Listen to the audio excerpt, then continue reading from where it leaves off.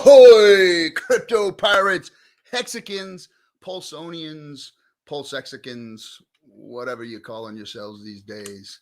I love all of you. I cannot believe what a week it's been. PulseChain comes out and the fighting and infighting has gotten even worse and worse and worse as time goes on here. Let's go to the chat room and say hello to everybody real quick. And if you think you're going to get an announcement right away, no. It's my turn to clickbait you all. And I'll tell you what, you want to hear what I got to say. This isn't I don't play that game. I never have played that game. Other people have. Even on this channel, other people have done that. I don't do that. Never have. Never will. I got a real announcement. I got real stuff to tell you guys. But first, let me put you in suspense for a little bit because we need to fill this room up. I want to see some people in this room.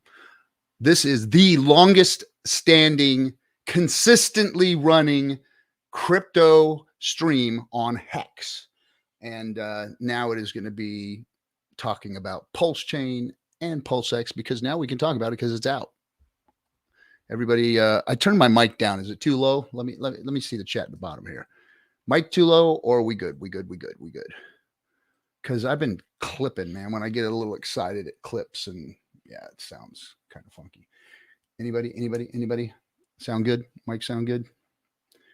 Anyway, I am jacked up. I have been messed up ever since Miami. Cool. Thanks. I'm good. Went to Miami for the Bitcoin convention. Met all the Furus. Wow, what an interesting couple of evenings that was, meeting all them folks. I got something to tell you. They ain't nothing special. They really don't hold a candle to any of you. Any of you brilliant hexicans out there, they don't hold a candle to you. And even I can walk circles around them because they don't know DeFi. They don't know what crypto is supposed to look like. They still think it's supposed to look like trading. They still think it's supposed to look like pump and dumps. And that's the world they live in. That's all they know. That's it. Dorsey use especially. I don't know if you guys have gotten it yet, but over the last 3 years, all the hate, the FUD, the memes, the whatever, those of you who've done that, I've brought you to the table and given you wrenches and let you go ahead and do what you want in here because this is a pirate ship. That's what this is. I want dregs. I want those of you who have been in dark places. I want those of you who have a little edge on you. I love fighting with you guys. I love it. There's nothing like it. I go into the Telegram chats now and it's just, eat a dick, RG. Fuck you, RG. Another announcement. You're going to scrape some money off of a new box set, RG. Yeah. I know you guys. I know everybody's butt hurt. Oh, you got lucky, RG. No, I didn't get lucky. I spent a long time in crypto waiting for something like Hex to come out. And when it did, I pounced on that fucking thing. And guess what? I rode that shit all the way to the winner's circle. Did you? No, but I did. I got my freedom. I took the bull by the horns and knew what Richard had done and knew who Richard was. And I trusted him from the beginning when nobody else did. That's what I did. And a handful of us did. A lot of people had a chance to get into Hex early. A lot of people did, and they didn't. And now they're butthurt. And they only got into Pulse, or they only got into PulseX, or they didn't get either one, and they're trying to get in right now, and they're butthurt.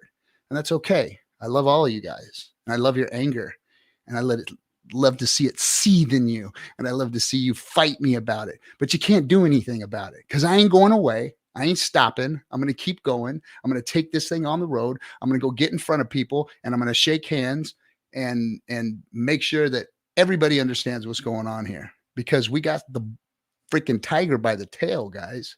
We do. We have the tiger by the tail. And for anybody who's bitching, moaning, whining, and complaining about anything that's E-Hex, P-Hex, PulseX, you guys just don't get it. You don't get it.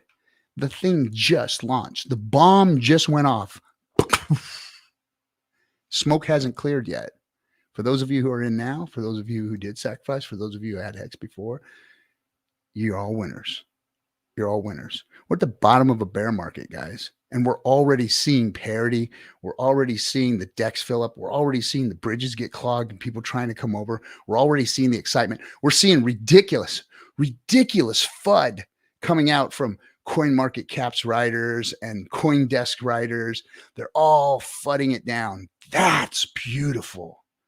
That's beautiful because guess what? That was our ace in the hole when we came out with Hex. When we started talking about Hex, when Richard launched it and it came out and we started letting everybody know what it was and we started unpeeling the onion and teaching people about T-shares and teaching people about holding instead of selling and trading. Yep, that's what it's all about, guys. We won. And for those of you who are here, you won too. You just didn't win as well as some of us did. And you will be there. The bull market cometh. It cometh. And guess what? You're all going to be very, very happy. Then we'll all be singing Kumbaya and holding hands and dancing on the deck of the ship. That's what's going to happen. So, without any further ado, Melf Tony, thanks for being first in line. Good to see you. Dalton Donica, Hex Mao, Luke Duke, Sandy Beach, my lady. Welcome, welcome. Thank you for your support. We always love having you here. Nordic Marius, Tommy Turner, what's up? What's up? Don't be a plank walker. Okay, Zero XC. Oh. Who else? Inviting Freedom. My lady, welcome. Who else is in here? DGen Dougie, Bobby Hexelrod. I love that show too, by the way. Crypto Dave. Who else? Drix. How's it going? Hexgrapher. Let's get down here to the bottom and see. Vibra Finance. Hey, Vibra Finance. Good to have you, Eagle Al. We got some. Ahoy, Dorsey. Crypto King. The producers in the house. Make it Miriam. Welcome, welcome. Kevin VT. All right. I'm not going to go through the whole thing. We want to get this show started. By the way, this isn't just my show. This is your show. For those of you who don't know, hey, what's up, Trevor? Good to see you, man. We'll finish that phone call up here. I'm all settled back in, but I am jacked up, man. So I go to Miami for the Bitcoin convention. I meet with all the backstager, A-lister crypto gurus, and didn't get to get face to face with Mr. McCormhuck, Dick, whatever his name is. I did see Max Screechy Ass Kaiser, and even what's his name? The I don't even want to mention his coin. I don't want to mention it. Mr. Google himself was there. We met him, and of course he was cordial, as we all were. Everybody was cordial, you know. Even Erica. I got to tell you guys something about Erica. So Erica that's just his personality. He's a ground dwelling troll. That's his whole life is wrapped around being a little troll. And the cool thing about being around all these furus is, so they were all drunk, you know, cutting it loose, talking, and the captain's sober. Captain doesn't partake of the alcoholic beverages because he's allergic to alcohol. He breaks out in handcuffs when he drinks. So we don't do that. But what it does, it gives me an edge when talking to a lot of these folks, and they talk. They talk. And just hearing them talk and hearing their knowledge and hearing what they have to say about us, they know who we are. They all know who we are.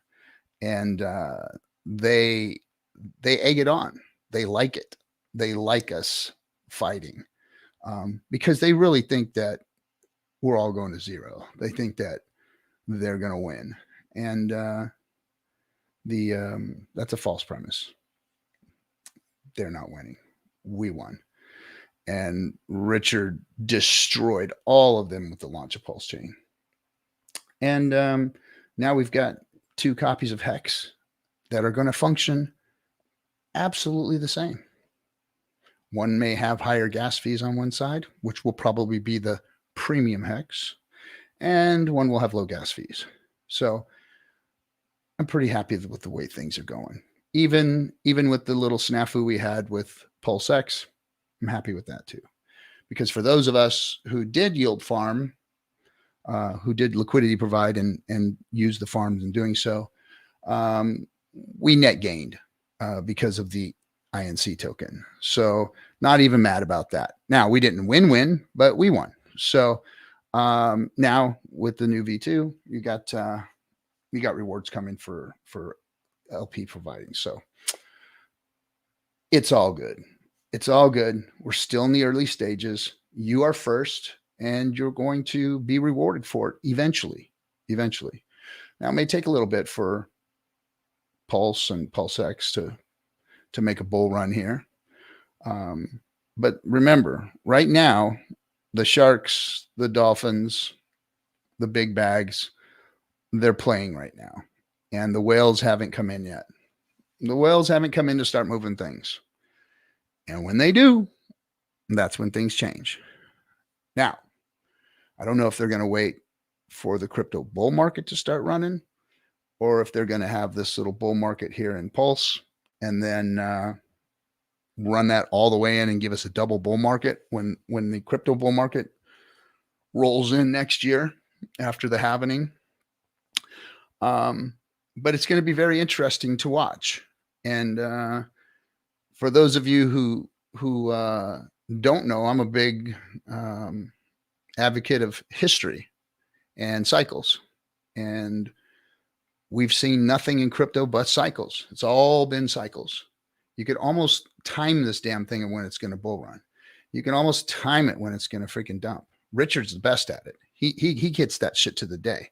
So there's something to looking at historical charts versus daily charts. That's the one thing I don't like is people poking on daily charts and and this is looking like this and this divergence is coming here and blah, blah, blah, blah. EMA is this and EMA is that. I don't subscribe to that, but I do like to zoom out and look at things and look at the dates that things are happening.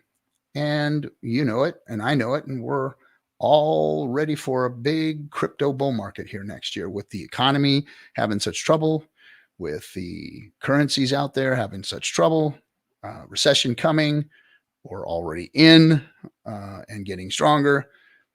It's going to be a good time for crypto. The last bull market brought in over 3 trillion in market cap, or pushed the market cap to 3 trillion. That was great. Now we're starting to move back up again.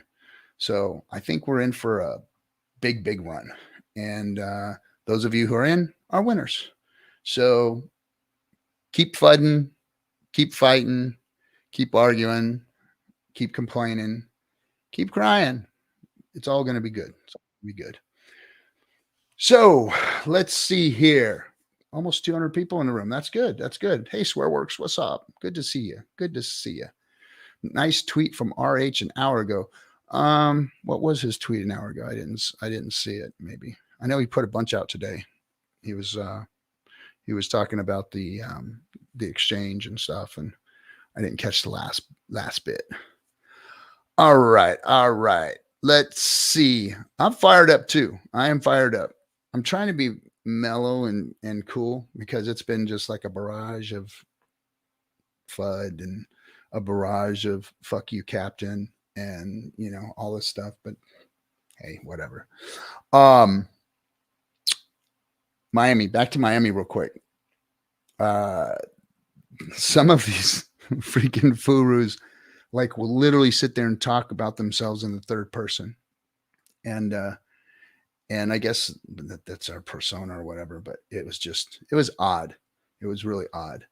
And then, like I said, hanging with Eric I really enjoyed hanging with that little, I guess, smart ass. He's a smart ass.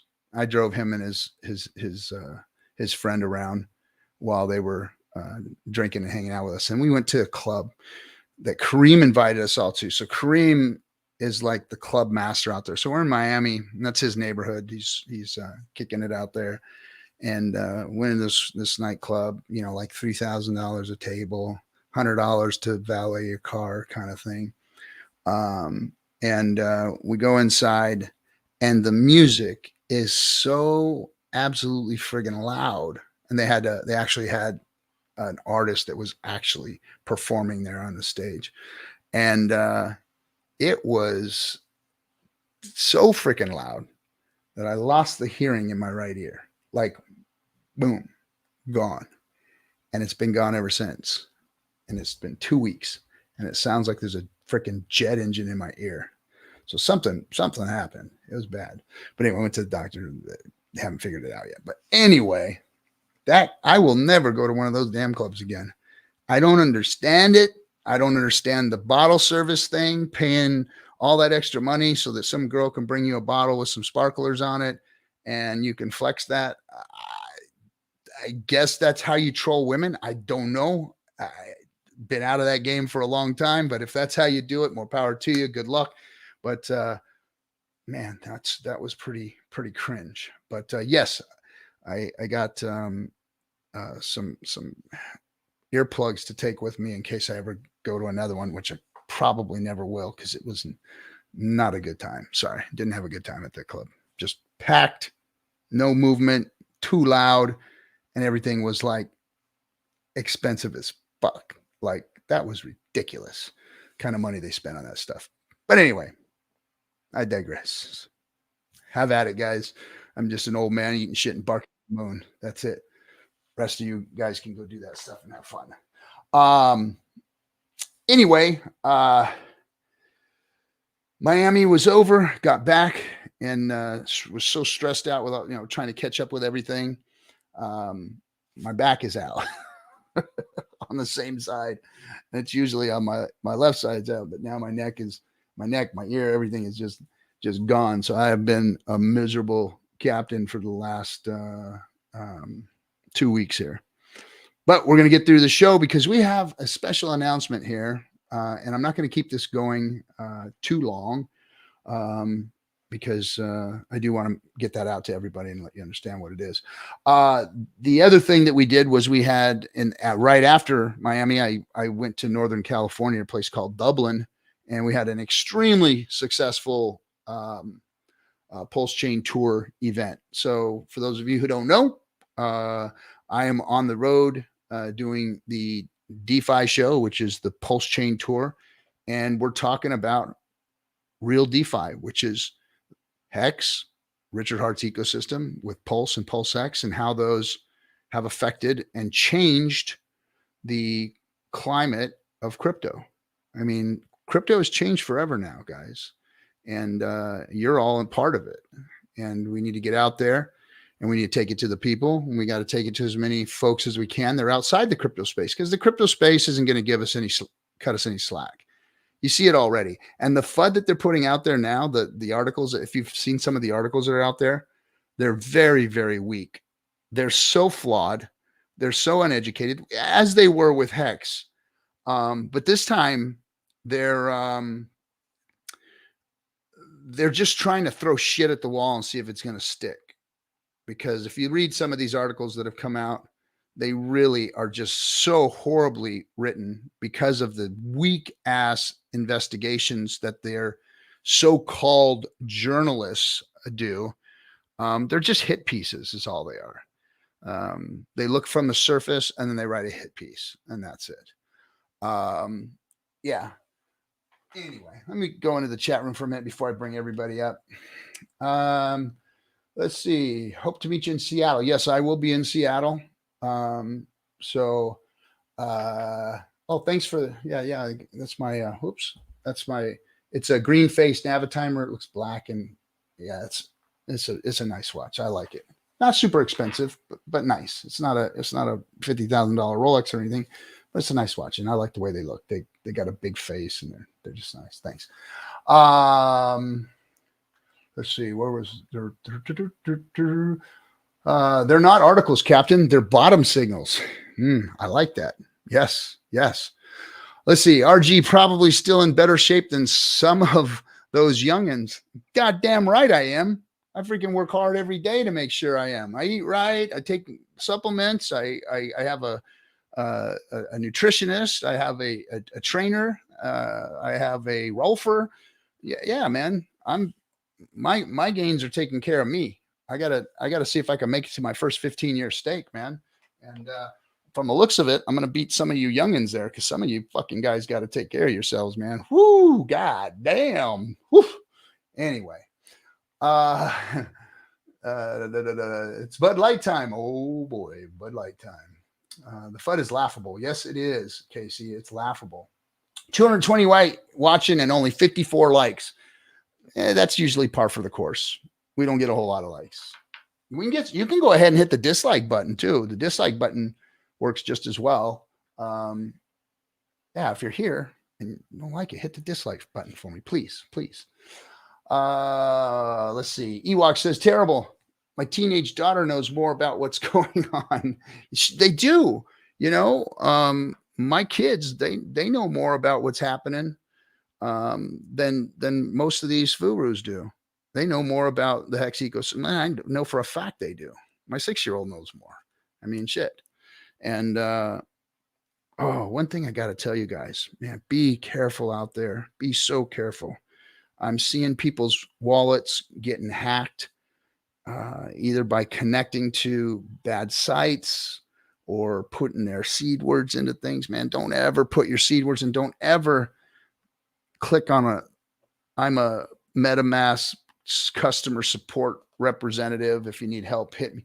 Don't ever click on any of those things, man. There is no MetaMask support. Don't do it. Do not do it. Call somebody who knows, who onboarded you or whatever, and have them help you reset your wallet if something like that is wrong. Because yeah, I'm seeing it all over. And it's not because your house burned down and your seed words got burned up in a fire because they were on paper. And it's not because you didn't put the 25th seed word in your Trezor, or you used a ledger instead of a Trezor, or a Trezor instead of a ledger. None of that high-end security shit is really what I'm seeing the problems with. I'm seeing the problems with the phishing shit and people hooking their wallets and putting their stuff in things that they shouldn't be putting their stuff in. So be very, very, very careful.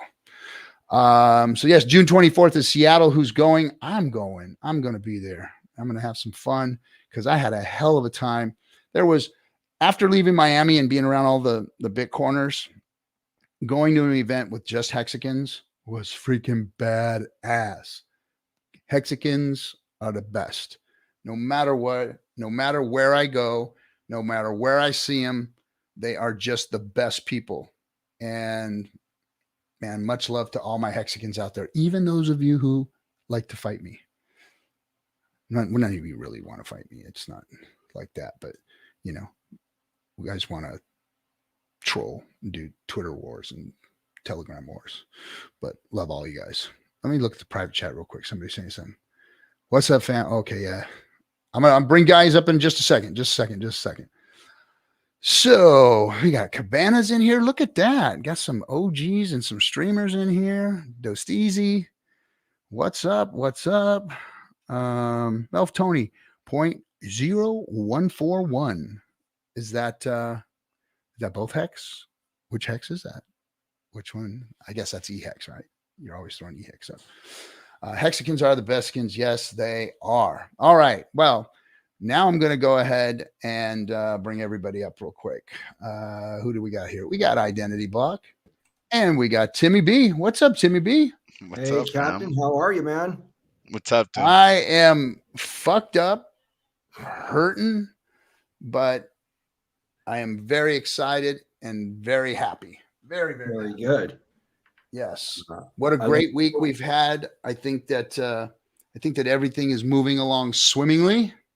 I think that Richard's launch has gone exactly the way he wants it to go. I think that we're seeing small fish, sharks, and dolphins playing in the waters and making things happen, that's exciting. I mean, we haven't seen any real whale moves yet. We haven't seen anything big happen yet. So, well, I'm looking forward to seeing you in Denver in July. Yes, Denver in July. I plan on making quite a few of the Pulse Tour stops. I'm going to be in Denver. If Johnny Chaos's thing is happening in July, then I'm going to make the Chicago stop. And then I'm also going to go to Austin and then, of course, Phoenix, because that's in my backyard. Hey, let me say thanks real quick to McBee for the is that a Filipino 555 pesos or $555? I don't know what it is. I think it's Filipino, right? Looks like it. Thanks for the drop, buddy. Thanks for the drop. Appreciate you. Let's see.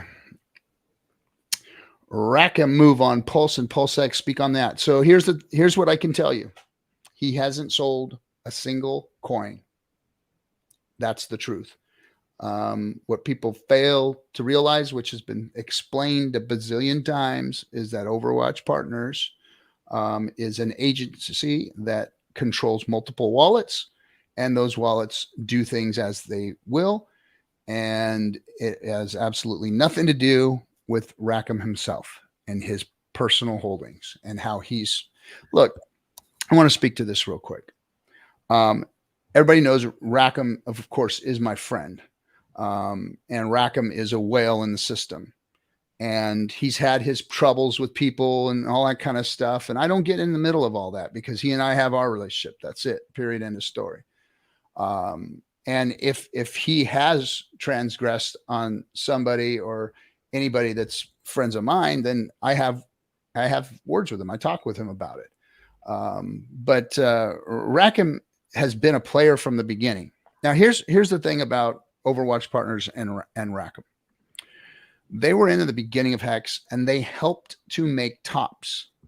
They helped to bring in revenue from outside. This isn't, any secret whale wallets that belong to Ethereum freaking gen whales. This is a man who came in with his company and they started to believe in Hex and they bought a lot of it. And then they sacked a lot of it for Pulse and PulseX. So for them to get in and do what they did should have been praised for actually pumping the system with outside capital that wasn't part of, some kind of a wash trading deal or something. These guys believed in the system. So that needs to be praised, first of all. And for anybody, and I mean anybody, to dox a person's wallet, whether they're selling or not, is some pussy ass shit. I would never put another human being's wallet out there or call another human being for selling. If you are selling right now, to be completely honest, you're making a mistake. In my opinion, I wouldn't sell at the bottom or at the beginning of the launch. Maybe if you're moving funds around and trying to diversify your bag or whatever, fine. But fuck you if you think that you have the right to go and dox other people's wallet and tell them they jumped on our heads. Shut the fuck up. Just shut up. It's not any of your damn business. That's like asking Richard, where's the ETH, Richard? Where's the ETH? Remember? Oh, everybody came to Richard's defense back then when they were, oh, where's the ETH? Where's the ETH? Yeah, when it was Richard, everybody was like, oh, no, you can't ask for somebody's money. That's somebody's money. You can't talk to them about that. But if a fucking Hexagon does it, everybody wants to pile on them. Everybody wants to dox them. That's some pussy ass shit. I'm sorry. We shouldn't do that. That's not what crypto is about. That's not what, the real world is about. Do you see people out there going, oh, such and such dumped a bunch of freaking, Costco stock or freaking Amazon stock or blah, blah, blah, blah, blah on our heads. Fucking crybabies. Everybody should be able to have the right. I remember meeting up with Kyler Kaufman this past winter, and he knows Rackham personally. They talk, and he confirmed with me that Rackham hasn't sold anything. And so, yeah, I mean, he's my friend, and I straight up asked him. I said, "Hey, man, I don't know your wallet address. I've never looked it up. I've, not gotten into any of that. Never had a reason to. I don't put other people's wallets into the scanners and try and find out what's going on in them. I know that there's a lot of other people that do that, and there's reason for it. Hey, watching the behaviors of whales is important to your strategy. I believe in that. But taking it to the community and doxing it and shining it in a light that it's a bad thing, that's a pussy move. That's a pussy ass move, a bitch ass move. And I don't dig it, man. I don't dig it at all. We're in crypto because we want privacy. We want immutability. We want to be out of the banking system. We want to be out of the limelight. We want to go into the darkness and do our own thing. And in our own community and in this community, we're fucking shining spotlights on people. And that's just fucking wrong, man. How many little guys have sold out there and nobody's, I don't see their wallets out there. Does it matter how much is in that person's wallet? Does it matter how much they sell? Everybody here is going to sell one day, or you're going to be a poor ass bitch. Everybody's going to sell. Everybody in here, everybody that reads those fucking tweets and bullshit that's out there is looking to sell one day when their price is right, and they're going to dump, and they're not going to give a fuck because they're going to put that money into their goddamn bank and go buy a house or cars or feed their family or whatever. And ain't nobody going to say shit to them, right? Yeah, that's the way it should be. That's the exact way it should be. I think it's in the other way, Captain. I think it's more like the few hours that he would take just kind of saying that type of stuff, like he would say, go check my wallet, go do this, go do that. So I know at least when I've done it, because I admit it, I've done it. I've called some people out when they go and they sell and all this stuff, because the things that I don't like is when they tell me I need to sell because sure, it's a sell of every quarter or every this or every that as part of the company, but you could tell it's maybe like a double digit slippage sale or something like that. And I mean, I know that I call it out because I say, well, what's the move behind that? Is it something else? And then I admit it, I do try to like look more than I need to. And I guess it's more of that, more of like the times that they would tell us like, oh, well, I'm going to go and do this or I'm going to do that. But of course, I don't share wallets or something like that. So if someone doesn't know how to find something, they wouldn't know how to find it through me. But at least I'm trying to defend myself for what the reasons why I've done it in the past. Like for example, if I'm in a public chat and then someone comes in and then they go in and say, "Oh well, I just sold $1 million. Go and look at it." Well, somebody's going to go look at it at the chart. I'm going to go look at it at the blockchain. So maybe that's my problem, that I go and look something else and then I don't fall for the kind of like the clickbaity or FUD type thing where it's going to generate, type of a sales and then people freaking out. And then I just I guess I look at it like if I'm going to sell, I'm going to go sell and then I'll go and party and I don't tell anyone. If somebody comes in and goes to a chat and tells me I just dumped and I just did this and go look at my wallet, then that's the only reason that I do it. You know what I mean? Like I definitely don't dox people. I've been doxed in this community in the past, so I know how it feels. So you know what I mean? So I know. So yeah, at least that's why I do it. So I need to maybe control that. Sorry about that. Look, everybody's capable of transgressions. We can all do that, and it's how we act after, or how we act, moving forward, that matters. If we do make a mistake or we think it was a mistake, and some people don't think it's a mistake, that it's cool to do that, and that's fine, and it is what it is. No, I mean, like at least on my case, like if I find something, I'll say, hey, I saw this or I saw that, but I use like the richer approach where I don't give them the link to kind of go in and then, because you never know. I know what you mean. Like there's that kid or whatever that follows like Elon Musk, like Jet and that type of stuff. So you never know. I guess you know what I mean. Something could be like now that I see what you mean, like something could be turned into like a little joke, but then it can turn into something else. Yeah. Okay. Oh, I'm gonna put the link in and see if anybody wants to come in here. Looks like we got somebody in the chat room who'd like to come in. You want to come hang out with us, JPAR? Come on in. Love to have a discussion with you. Sound like you know a lot. We should talk. Come on in. That's your link. Hold on one second. I am getting hailed by the kinetics.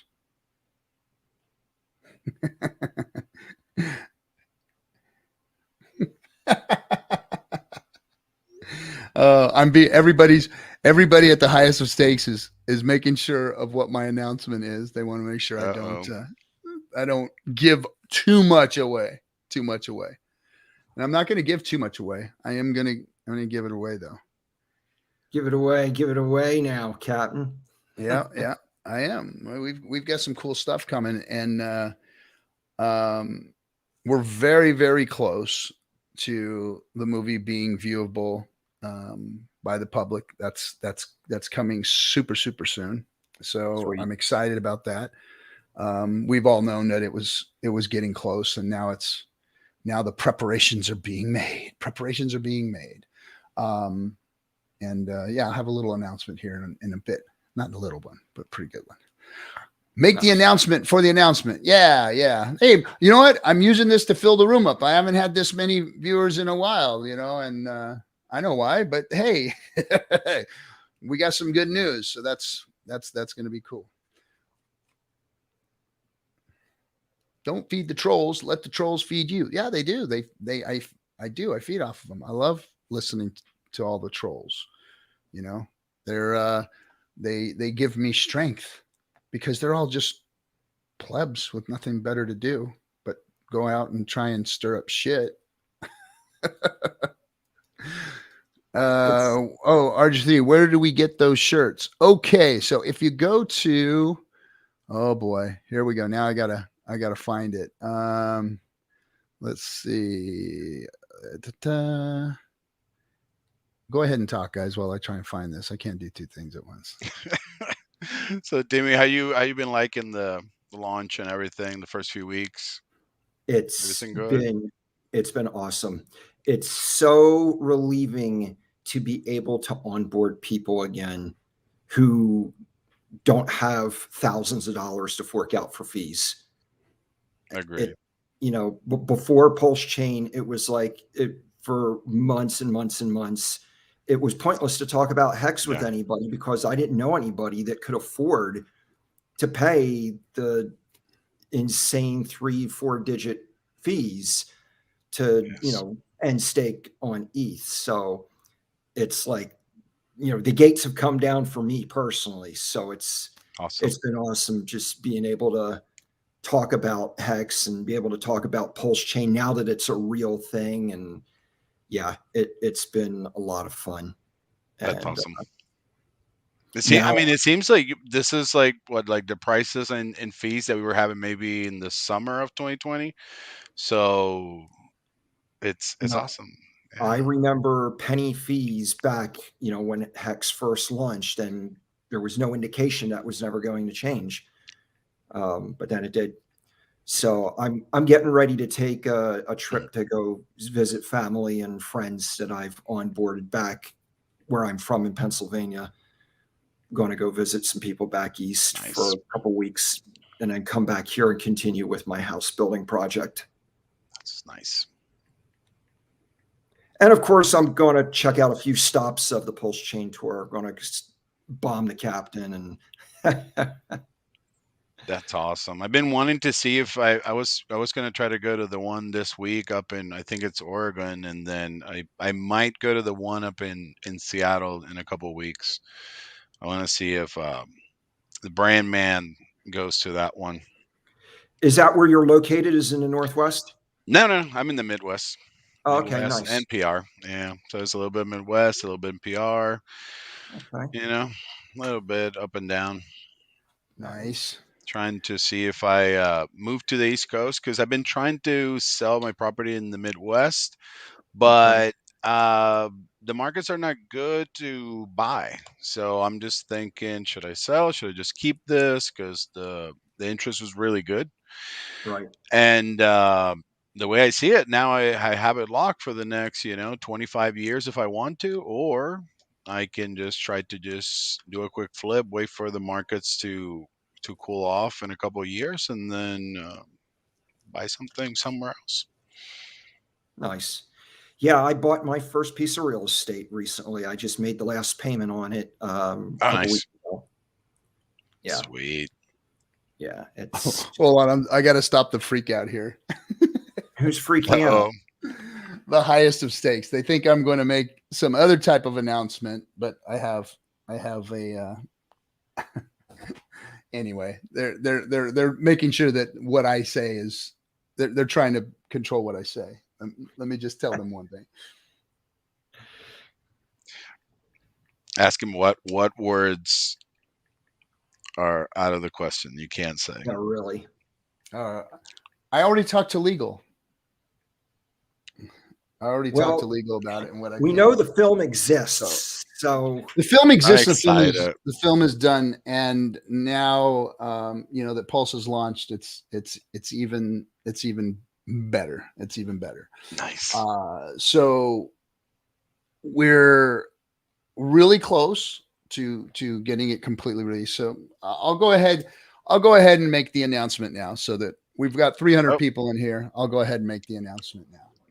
So a special sizzle reel video of the making of and parts of the movie are going to be released to me, and I will be able to play them on the PulseChain tour. So whoever goes to the PulseChain tour events will get to see a very nice, not just a quick blurb like we've seen in the past, but you're going to get a very nice, 8 to 10 minute video of the making of and the actual parts of the movie. And it'll be a nice sneak peek. And that's what we're doing. And it's going to be played only at the PulseChain tour. So if you go to one of the events, you'll get to see it. It's very strict. There'll be no cell phones. You cannot record it. We won't be recording it. But it'll be there. And that's the announcement. We're going to be showing a special screening of a sizzle reel that is longer than anything that we've seen before. And you're going to get to view that at the PulseChain tour events. Sweet. That's the announcement, everybody. And it's a real deal. It should be enough as an appetizer for all of you, because what comes right after the appetizer? Look, as far as the highest of stakes goes and the movie being released, this is V4. We're in V4. Captain, can I ask one question about the movie? Yes. What are the criteria for releasing it for public viewing? What can you tell us? What are the producers? What are the producers looking for as far as making the video available in its entirety for public viewing? Are they looking to make a deal with a distributor? Are they just waiting for a price chart? Or can you tell us anything about what they're wanting to happen before they release it in its entirety? From day one, we had our first meeting. All the producers had our first meeting, and from day one, it was understood that all of us were on the same page as far as mass distribution. We didn't care about the money, how much money the film was going to make, or any of that. We wanted to get it in front of as many people as possible, and whatever platform or method of distribution provided that's what we were going to do. So we have decided, and we are in the process, and so that's what's going on. And we are in V4. We're in V4. Okay, that's good enough. Yes. So it's going to help support the Pulse tour. It's going to help to also bring the movie and help to promote the movie as we're moving forward here. Well, now I can really hardly wait to get to Denver in July. Yes. Now, hopefully, the sizzle reel is going to be out for Seattle. That's my hopes, is that we'll have that for Seattle. Can't promise that it's going to be there, but I think that the highest stakes crew will come through and we'll have that sizzle reel. Nice. Yes. And it is a good film, a real good film. I'm excited about it because no crypto movie has ever been made like this. Exposing a whole community of people that have gotten involved, and it shows the organic growth of the community. It's Hexicans are a different breed of community. It was organic. There was never anybody that was paid. We were paying each other. Richard and the dev team and all them, they didn't have anything to do with what we did. We bought each other's merch. We supported each other's channels. We grew each other's channels. We grew each other's Telegram rooms, everything. We did all of this stuff. It was organic. All of it was organic. Nobody got any money from the project itself, from Richard Hart, from anything. And I think that's exactly, what was a crypto community was supposed to be built like. It was supposed to be organic. And it just makes us stronger. It makes us stronger. And that's why I laugh at all this stuff, the infighting and the people, because we're all just getting stronger, even though we're backbiting and all this other stuff. Our community is hands down blowing everything else out there away. There is nothing like it. Not even the XRP community, as rallied as they are, as tough as they are, as battle hardened as they are, they're not anything like the Hexicans. And they're doing it again. With all the FUD that's coming out on PulseChain and PulseX, and even the stuff from within our own community, it's just making us all stronger. It's like, well, what do you got for us? We've taken it all. Yeah. Got death threats, got doxed, got you name it. They've done it to us. So there's nothing that they can bring that's going to stop us. You can't stop us. You're not going to turn us off. You can't turn PulseChain off. They ain't going to end my 15-year stakes. Oh, look, and here's something interesting. Brasology just mentioned. What's up, little buddy? Did you guys see the gas fees lower on the ETH chart after PulseChain launched? We're a huge community. And again, that's without the masses. That's without the whales. That's without anything else, that we had all talked about that was going to go on. That's without any of that going on. And, I know. It's like, you look on PulseBurn and it shows like $150 million has been bridged in so far. That's like the entire community. There's people out there that could bridge in $150 million in one transaction that we haven't even seen yet. Good point.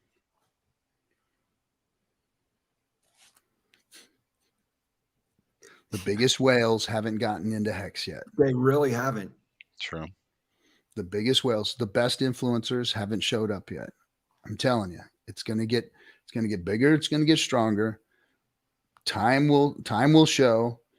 Hex is still the GOAT. Hex is still going to be amazing. Look, this is something I don't understand.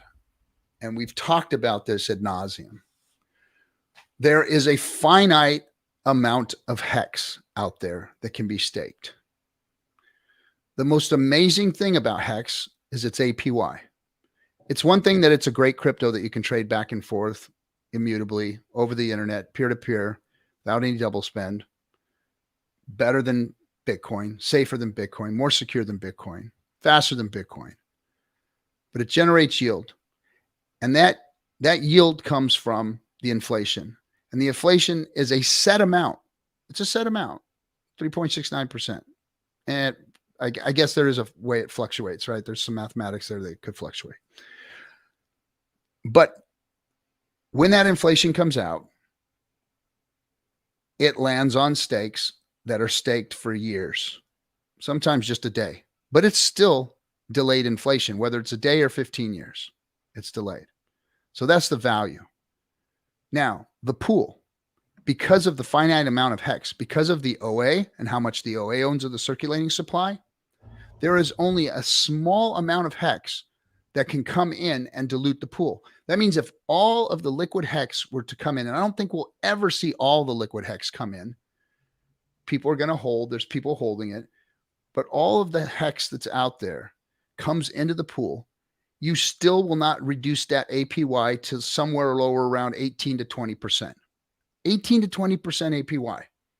That means an automatic 18% APY. It may dip a little lower than that or a little higher than that, but you don't get that kind of return anywhere. So guess what?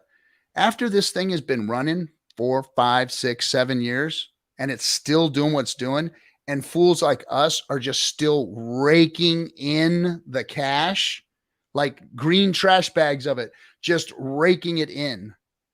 They're going to see that, and they're going to go, we got to get some of that liquid supply. And there's a finite amount of it. Well, there's 2 buckets of it now. There's a bucket on Ethereum and there's a bucket on PulseChain for people to utilize, because both products work identical. Right. Both chains don't work identical, right? But both products work identical. And I'll tell you what, a whale doesn't care if he's paying $300 to pull $100,000 out. A whale doesn't care if it costs $800 to end a stake that's worth hundreds of thousands of dollars.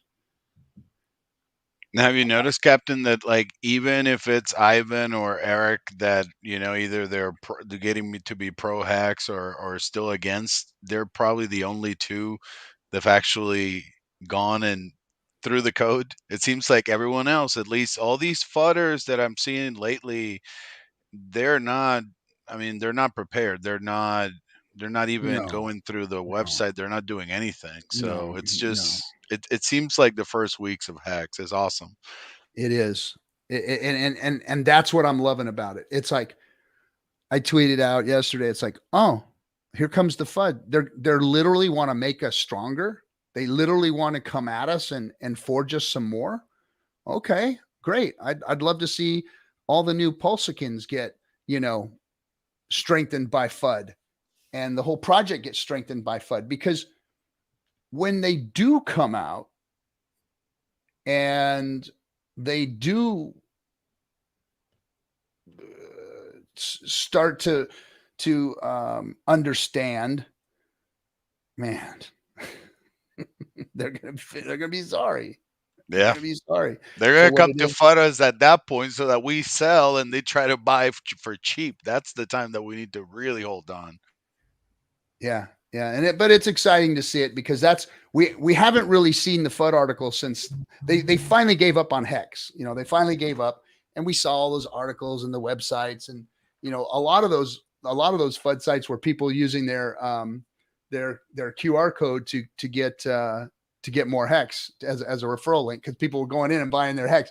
I think there was what was the one Hex Scam or hexscam.com or something like that. There was, oh wow. There was one guy had Richard Hart with devil horns on and all this shit. I remember that. And that guy was shilling his link is what he was doing. Yeah. And people were buying Hex through it. That was brilliant. It was brilliant. So anyway, yeah. Let me see what we got here in the chat. Owning T-shares gives you financial freedom. Let your crypto work for you. People underestimate how high Hex can go next cycle. Yeah, and you know what? People underestimate how high Hex can go. They really do. Imagine all the Hex drying up because one industry decides to get in. One industry, let's just say the insurance industry, who runs around chasing 3% gains all day long. Like there are guys out there scared of losing their jobs all day long because they can't get 3% return on money. Now imagine if they had a crypto tool that allows them to get 18%. Those guys are superstar of the month. They get their name on a plaque and a picture on the wall, because they're pulling 18% APY out of the crypto world. That's going to start happening eventually. We're going to see that. And when that comes in, that's when the Hex dries up. And I got news for you, folks. It's going to dry up on both sides, because Hex works equally on both sides. Period. End of story. It's the same product. It doesn't change. It hasn't changed. It is the GOAT. It is the same machine. And the only thing that's different is the blockchain. And Pulse is actually making Ethereum better now. the fees are going down. Yep. Because Pulse is making it go down.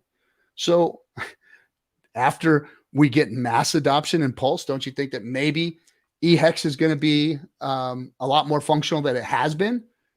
And I'll tell you what, the whales haven't had any trouble operating on Ethereum right now. They're doing just fine. So anyway, let me see who else is in. I know it was. Let me see what J Par's saying. I know he said something. It's all good, J Par. I like the banter. It doesn't bother me. It doesn't bother me. That's why I haven't kicked you out of here. Let's see. I missed something there. Okay. He said T-shares with the OA. Let me pull this up so I can read it better.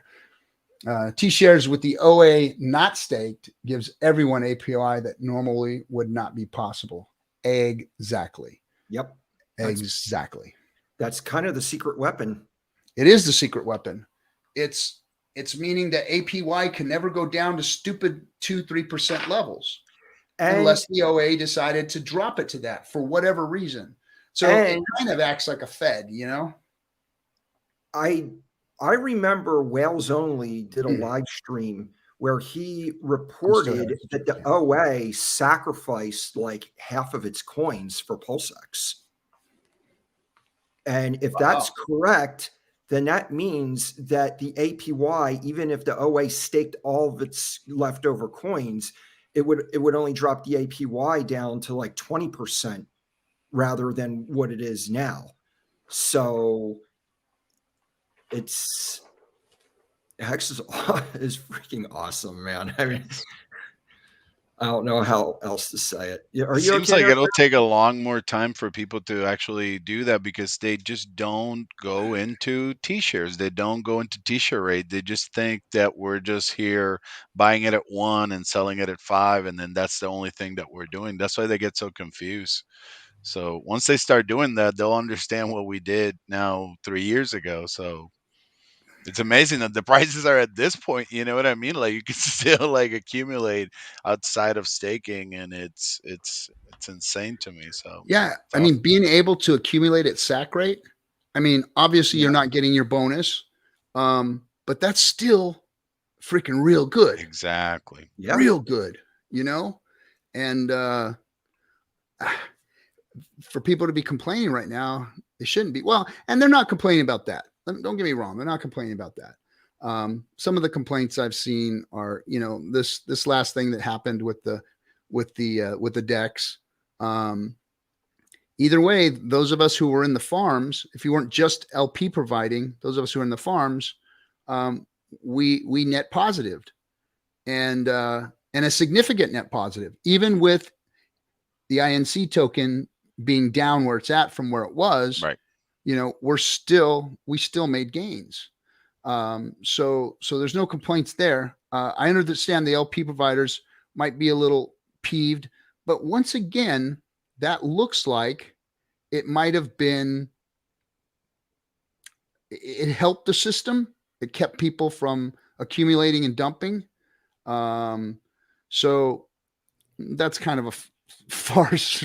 That's kind of a reach, but, you know, I try and look at, I don't try and spin things as a positive. I try and look at the positives, you know, and for what this is, for how big of a project and how big of a launch this is, the first and only complete airdrop of all of Ethereum's ERC20 tokens going over to another chain. My God, that's scary shit, man. Was it going to happen? Was it going to go? Was there going to be snafus? Is there going to be, you know, some real big problems? And from what I see right now, it's not a problem. There's not any big problems glaring at us in the face. And, you know, within a day or two, PulseX regrouped and put the new LP system out, and now everybody's getting their just deserves, and the new farms and everything are out. So, hey, have at it. Remember, there's risk at being first. There's risk. If you want to be first and you want to get those mad gains, you want to be the first guy in the pool, hey man, you're going to pay a price. Yeah. I It's a learned that risk. lesson, Cap. So like to anyone, I learned that lesson, but then it's like the Cap is saying, the ink situation is so good that I'm already recuperating what I lost on that situation in the WBTC farm. So it's even given me and it's just in days. So that's the crazy part, that it's like allowing me to fix situations in so quick that, I mean, that's impressive. So I know a lot of people are they're just kind of sitting and waiting and all this stuff, but I mean, some of us now I understand. It's like, all right, just don't go that quick. Wait for it to settle, and then all of a sudden, this other situation helps me stack even more. So it's very impressive. And based on what Richard tweeted just today, it's like today is actually the real official first day of PulseChain, because people can now bridge in without having to have Pulse up front to have their assets released onto the blockchain. So everything that actually happened between when the chain first launched and today was kind of a precursor. It's like we were kind of like the guinea pigs doing testnet things on the real net. But now today is like the real net for real users who didn't sacrifice. They can now easily and systematically bridge their assets onto the chain, do their stuff on the DEX, and the door is now open for 1000x more participation, as Richard tweeted about today. And today is just a very, a day to celebrate as far as I'm concerned. All this whining about LPs and INC and all this stuff. It's like, dude, all I look at is the fact that I doubled my T shares. I was doing good with just one set of T shares. Now I got two, plus all the other stuff I've got copied over. I mean, I just sit back and laugh at it all. It's like, and let's look at this also. Let's look at the numbers as far as what Hex has done. So it drops down to about a penny and a half, right? On both sides, pretty close to each. The value of Hex is still the same value of Hex. So at launch, boom, we did a stock split basically. Yes. And those stocks found level. They found level. And here we are. And now, as they stabilize, and they may go down, they may still go down. I'm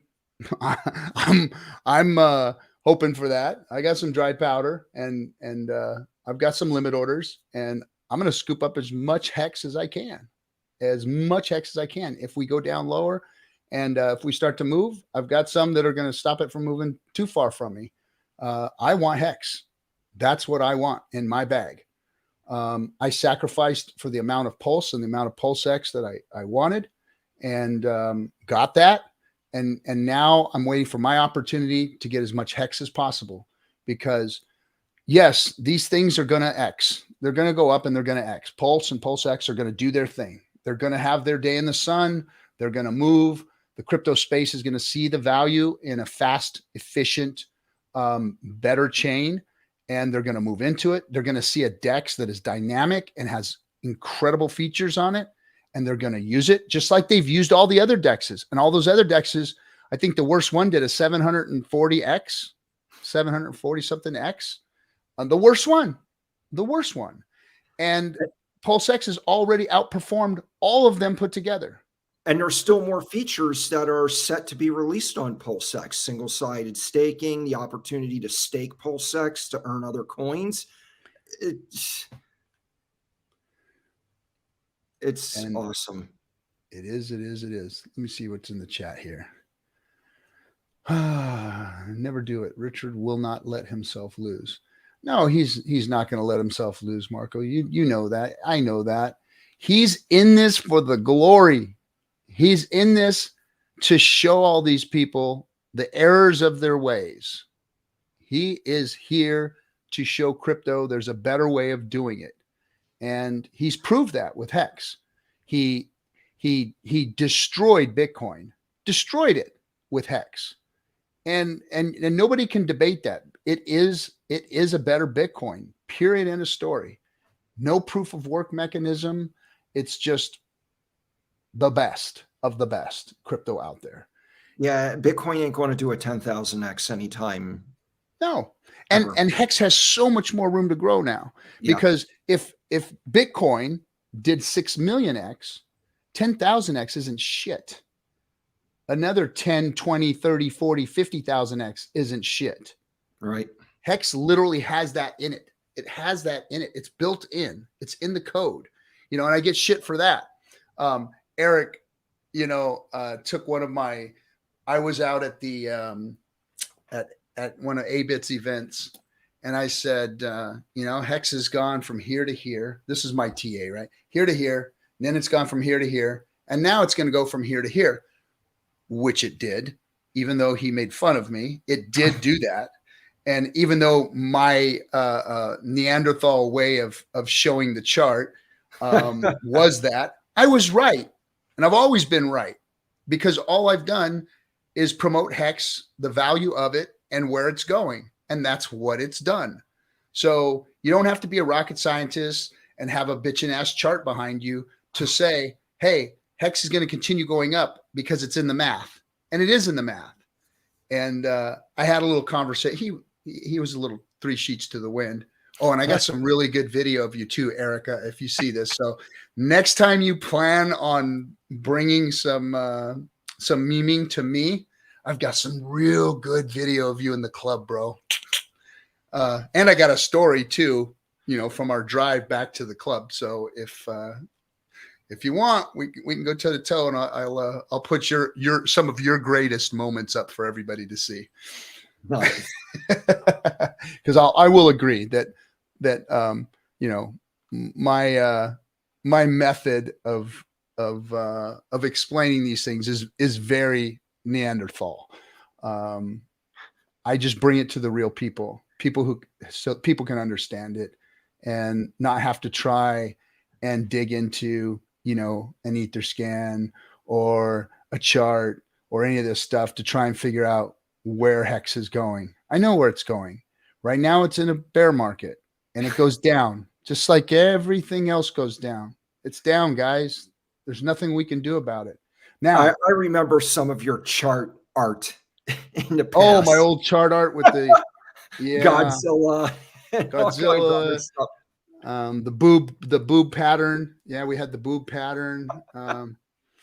Yeah. Oh, there's a guy on Twitter. His name is slipping by at the moment, but he does art on the charts too, and he's pretty good at Ultimate Captron. That's who. Yeah, I've relinquished my torch to him. He does a much better job than I do. He's the new Hexenardo da Vinci. Hexenardo da Vinci. Let's see. I think we need to put this Eric guy on ignore. Too much attention is given to this guy. No, here's what I want to tell you. Here's what I want to tell you about Eric. Eric's actually a good human being. I enjoyed my time with him. Me and Eric had a good time together out there in the clubs and hanging out with all the rest of the influencers. And Eric's a different kind of guy, but he is a troll. He's a professional troll, and it's just his personality. That's what he does. He trolls, 24/7. And he's fun. He's a fun guy. And he really does like us. He likes the Hexicans. Because he likes to troll us. And so, he's really an ally when it comes to it, because, you got to have your contrary. You got to have your contrary. Oh, hold on a second. Oops. The Syndicate Apparel Shop. The Syndicate Apparel Shop is no longer up, folks. Maybe Kinetics can send me a link where can people still get these shirts, my man? Can they still get them? I'm talking to my text messages.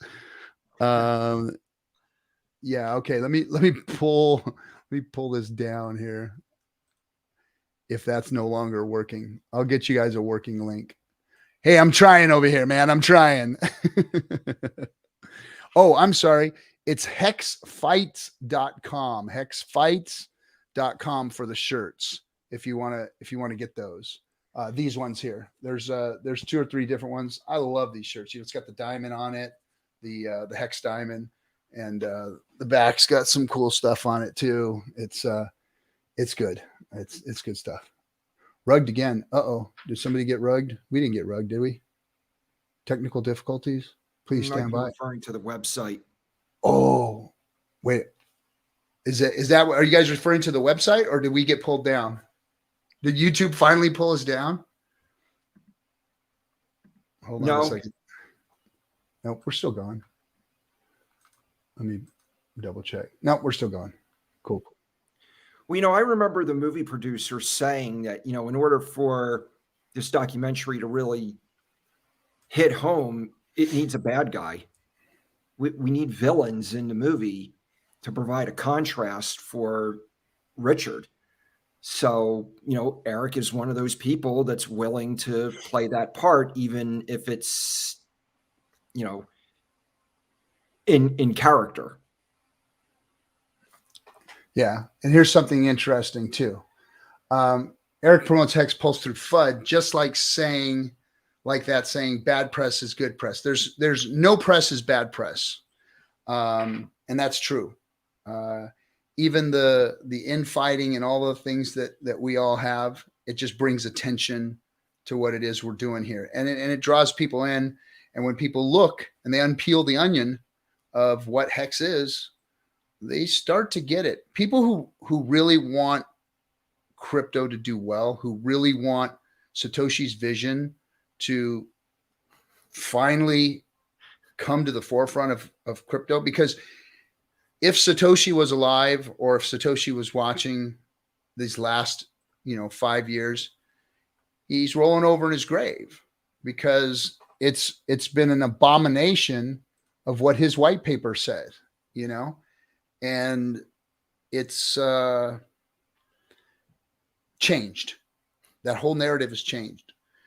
But the whole crypto space, which is such a small, minute part of the world, they don't get it, and they don't want to let go of what they've got. They don't want to let go of it. And their lead furus, people like freaking Kaiser and these other guys, they're all loaded with bags that they want to pump, and they know that it's not supposed to be the technology that ends all and bees all. It can't be. When tech comes out and it's new and it's innovative and it's the first beginnings of something, that's just it. It's the new beginnings of something, and something replaces it, and it replaces it quickly. Unfortunately, the whole crypto space had a hard time replacing it. Ethereum did a great job with making it to where you can program these cryptos to do cool stuff. It failed though as a chain. So what's next? Well, all the other projects were just promise coins. And if they weren't a promise coin, they're an outright scam. Or they were duct taped to something that they were trying to pump, or they were using their coins, like FTX was using their FTT token or whatever the hell it was, to create fake, circulating supply, while they pocketed everybody's money, held onto it, and leveraged the rest of the crypto space on it. They were all taking that money. It wasn't just FTX that did it. It flowed into other exchanges. It was flowing into other places, and they were spreading that money around, duplicating. They were just playing the same game that the banks are playing today. Yeah. And they got caught with their hand in the cookie jar. Look, there's nothing new under the sun, guys. There's nothing new under the sun. All of these games have been played. All these shell games have been played from time immemorial. Since finance has started, people have been trying to steal other people's money by leveraging and loaning and doing all the sneaky shit that takes your money out of your pocket and puts it in theirs. And that's what's happened. And now it's time to clean the space up. Just to let you know, Captain, somebody sent a super chat for $9.99. Oh, not just somebody. That's Hex Kong. Hex Kong. Hey, bros. Hey, what's up, dude? Miss you, man. Man, I remember back in the early days in the first Telegram rooms, hanging out with Kong, man, late at night, just chatting up a storm with everybody. I miss those Telegram rooms. I'm gonna probably go spend some more time in the Telegram rooms and start talking to people because I really miss that. Yeah, I love the Telegram groups. Yeah, the Telegram groups it's raw. It's raw in there. You get new people, you get OGs, you get bickering and complaining. A lot of good conversations go on in there. Yeah.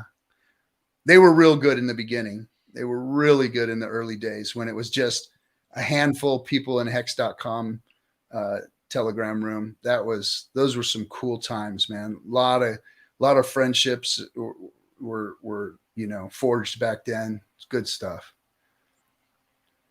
The Bitcoin hex, though, it always felt that there was like FUD.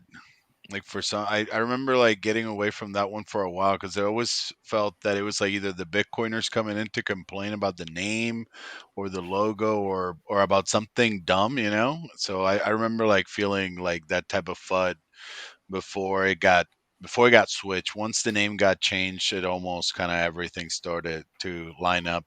At least that's how it felt for me.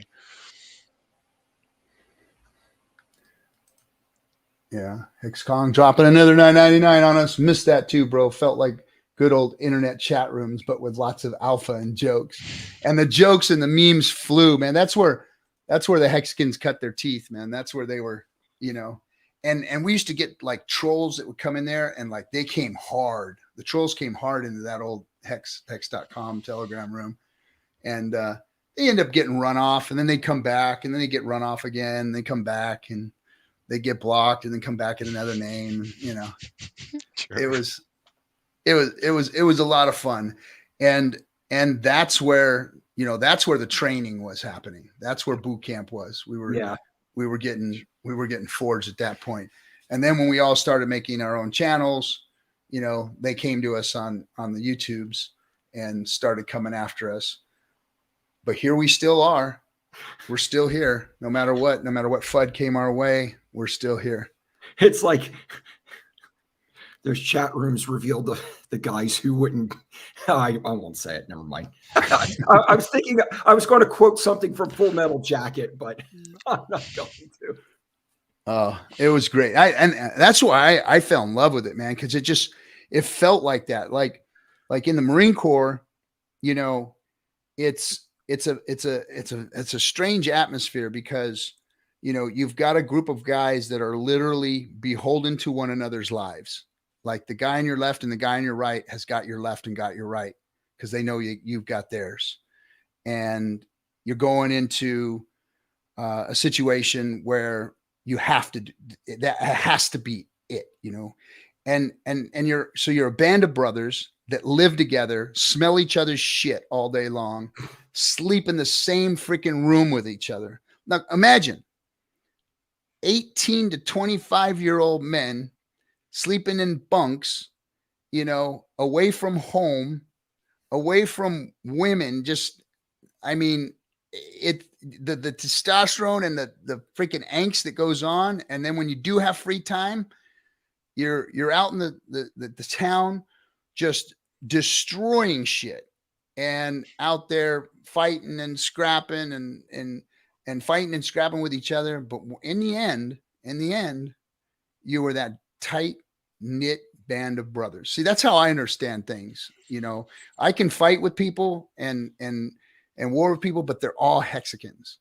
I freaking love all of them because that's how I'm built. I'm just built that way.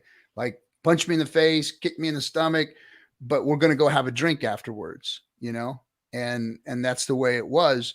And that's the way I kind of saw this community was, we're all bantering with each other, but we have a bigger force out there that's coming at us, and we needed to be stronger.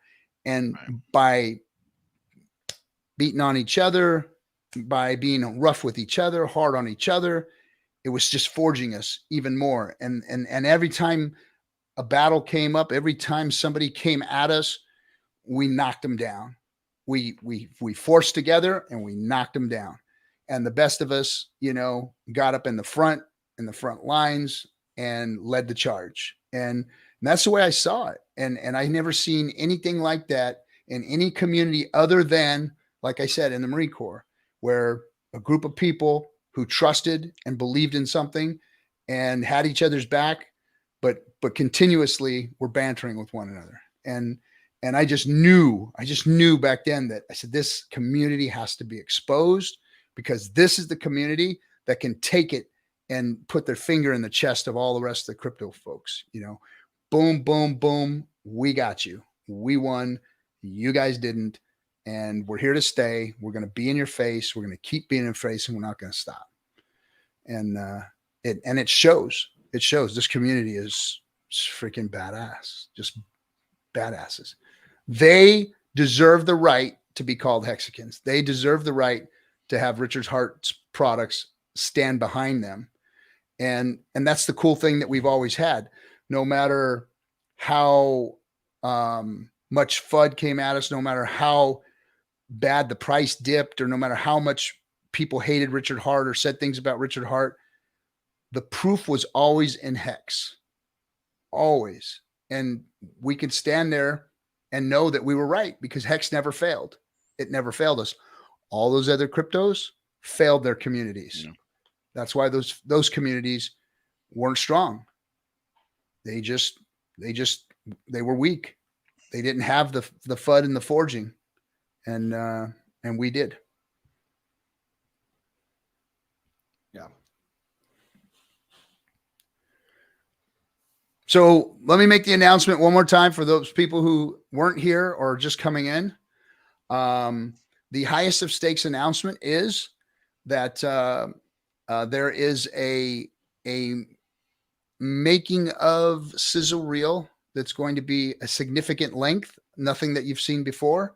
None of the small sizzle reels that you've seen before. This is going to be an extended sizzle reel that we are going to be able to show at the PulseChain Tour event. So if you go to PulseChainTour.com, PulseChainTour.com, you can see all the dates, and you can see where your city is going to have its next meetup. Now, don't forget, there's meetups and there's seminars. I won't be at all of the meetups. I will be at all the seminars, and we will also be showcasing that area's premier Hexican. For instance, in Chicago, we're going to have crypto coffee, and in different places, we're going to have different Hexicans that are come and speak on stage. It's not just going to be me. I'm going to do my thing. I'm going to get up there and talk DeFi, talk about Bitcoin, Ethereum, and Hex, and what Hex has done to those two things. And then we had Lit out at Dublin. He got up on stage and threw it down, and it was amazing. We had a great time. Hexicans all got together. We're giving away 1 million Pulse and 1 million PulseX. We had a cool thing happen. Like, this is cool. Listen to this. So one of the gentlemen came in. He drove from a pretty good distance away, sat in the front row, and he was asking some questions, and he had lost his job, and he'd been out of work for a couple months. You could tell he was in that mode. He was a man that was stressed, had a family, wife was kind of, picking up the bag for the lost job that he had. And he was like, man, I hope something like this can help me, cause I need it, and I'm hurting. And he was asking questions. Well, the cool thing is that when we were giving away the 1 million Pulse, he won 1 million Pulse. And Nice. it was like it went to the right person, and that was extremely cool to see. And just a little shot there, something that happened at the event. And we had over 50 people there. Everybody got to walk away with the goodie bag with some cool stuff in it. Books we gave away, some of Suzanne's original T-shirts, numbered, her bling shirts, and it was just a really cool event, man. And I think they're just going to get better and better and better as we go along. And in my dream and my vision and my goal, even when the Spawbuck crew was doing it and they were out there, and I used to tell Abit, I said, man, we can't stop this until we're filling up stadiums. Let's go fill up some stadiums with this thing. And, and that's my goal. I think we should be filling up stadiums and talking to people about DeFi, and not just 100, 200, 300 people in a room, but let's go fill up some damn stadiums. Let's promote this thing so we can get the real world word out. Let's create so much excitement. I see network marketing companies put 11,000, 30,000 people in the seats, and that was for an opportunity to buy a business and go out and try and skim off the top of your downline, the profits. And not a bad model, but a flawed model, and difficult to keep going. This is different. This is financial freedom. This is a revolution. This is crypto coming of age. It's taken 12 years for us to get to true DeFi, to get to Satoshi's vision. And I think Richard has nailed it. And it's here, and we've got to go shout out off the rooftops, here it is, everybody. Here is your DeFi crypto. It's finally here for you. You don't have any middlemen, nobody to mess with your stuff, So we've got to get that word out. And I'm hoping that the PulseChain tour kicks that off, and, better people get on board with us and jump on the train and get out there and start speaking and talking DeFi. And we don't need to get technical about this thing. I tweeted out yesterday, let me pull up my tweet. I want to read the tweet out because it was actually pretty good. Yeah, the simpler we make it for people to get involved, the faster it grows. So here was my tweet. The greatest race car drivers in the world don't know how to machine a rod, hone a cylinder, or spec an engine, but they know how to put a good car on the track, get the checkered flag, shake the champagne, and kiss the trophy girl. I drove the car. I won the race. I shook the champagne. I kissed the trophy girl. The rest of you can go tell people how to read code, look at silly charts, and spend hours on scans to dox wallets for no apparent reason other than to try and look smarter than everyone else for engagement. That's, to me, is useless time spent doing all of those things. Yeah. We need to make this simple, because I don't want crypto people in here. They're going to come groveling later, period. There's such a small, finite amount of them that they're insignificant in what we're really trying to do here, And when we go to the people who are looking at crypto, and we show them this versus the shit show that's in there, because let's face it, FTX has scared a lot of people that were looking at crypto away. Yep. The decentralized exchanges aren't even something that they really know even exist. So we've got to get that message out there, and we've got to let them know that there's a better Bitcoin, there's a better Ethereum, and that there's a better way of doing your exchanging on a DEX versus a centralized exchange. People don't know that. And that's the message that we've got to get out there. Because all their information comes from the media, and the media just trashes everything. Look at the crap that's been published about PulseChain already. Yeah. Garbage. Absolutely. Yeah. Garbage. Yeah. Some of them are getting some of the news out of the politicians too. So if they're anti-crypto or they don't understand it, and then they say something like everyone uses crypto for nefarious activity, and then they try to say that 100% of it is used for bad, then they might listen to their local politicians. So yeah, we have a lot of work to do. Yeah. And well, fortunately, I'm up to it. I'm willing to do my part. Here we go. True. People would rather smear than learn. Yep. Yeah. And here's their here's my grace to them. They don't know any better. They've been living in the crypto space for the last 10 to 12 years. And all they know is degen trading. All they know is pump and dumps. All they know is NFTs. I've got a very, very successful friend here. We were in the network marketing business together, 10, 15 years ago. And he did extremely well. He was one of the top diamonds in one of the top companies that was out there. Made multiple millions of dollars. And we talked crypto, and he was, getting into crypto and doing some things.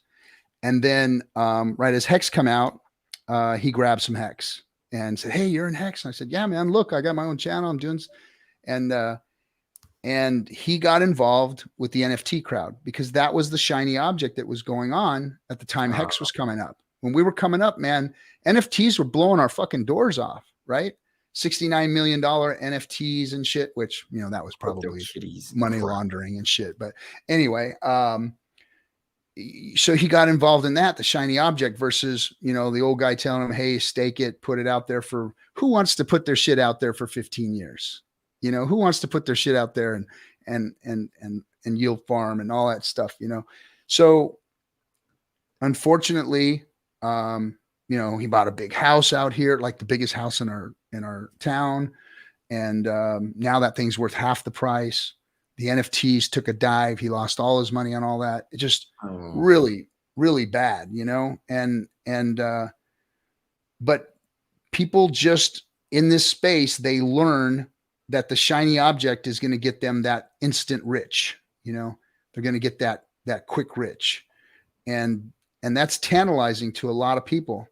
It never was to me, only because through wisdom, knowledge, and history, I know that those things never work.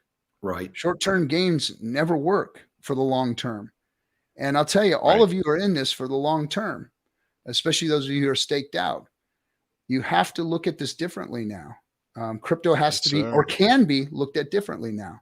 Now we've got a solid way to earn yield, I guess we'll call it, or how to mine your Hex, and get paid to sleep.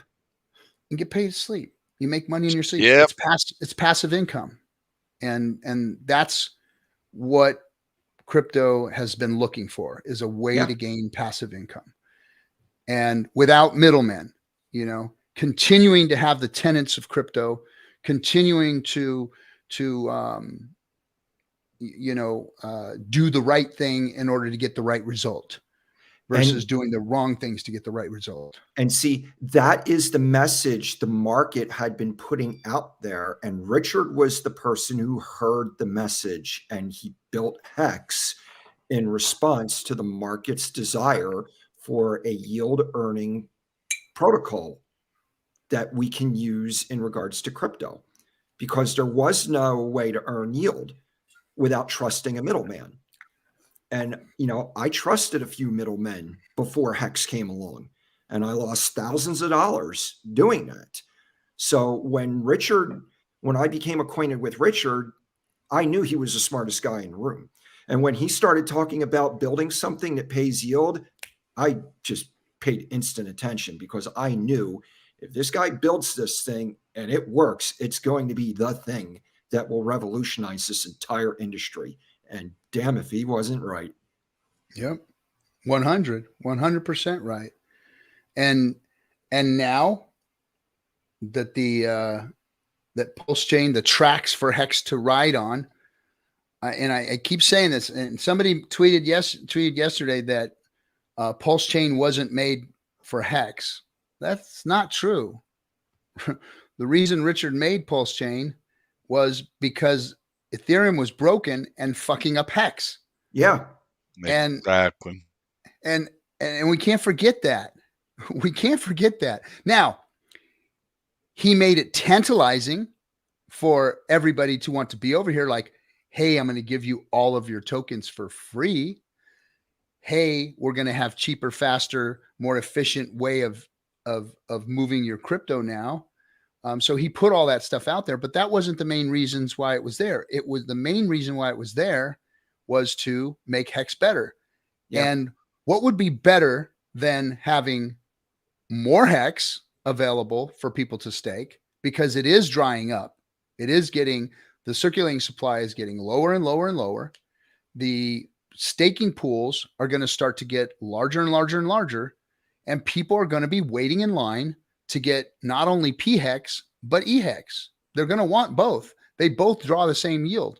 One may be a little more expensive, but as the fees come down on Ethereum, that's not going to be as big of an issue as people are, working it out to be.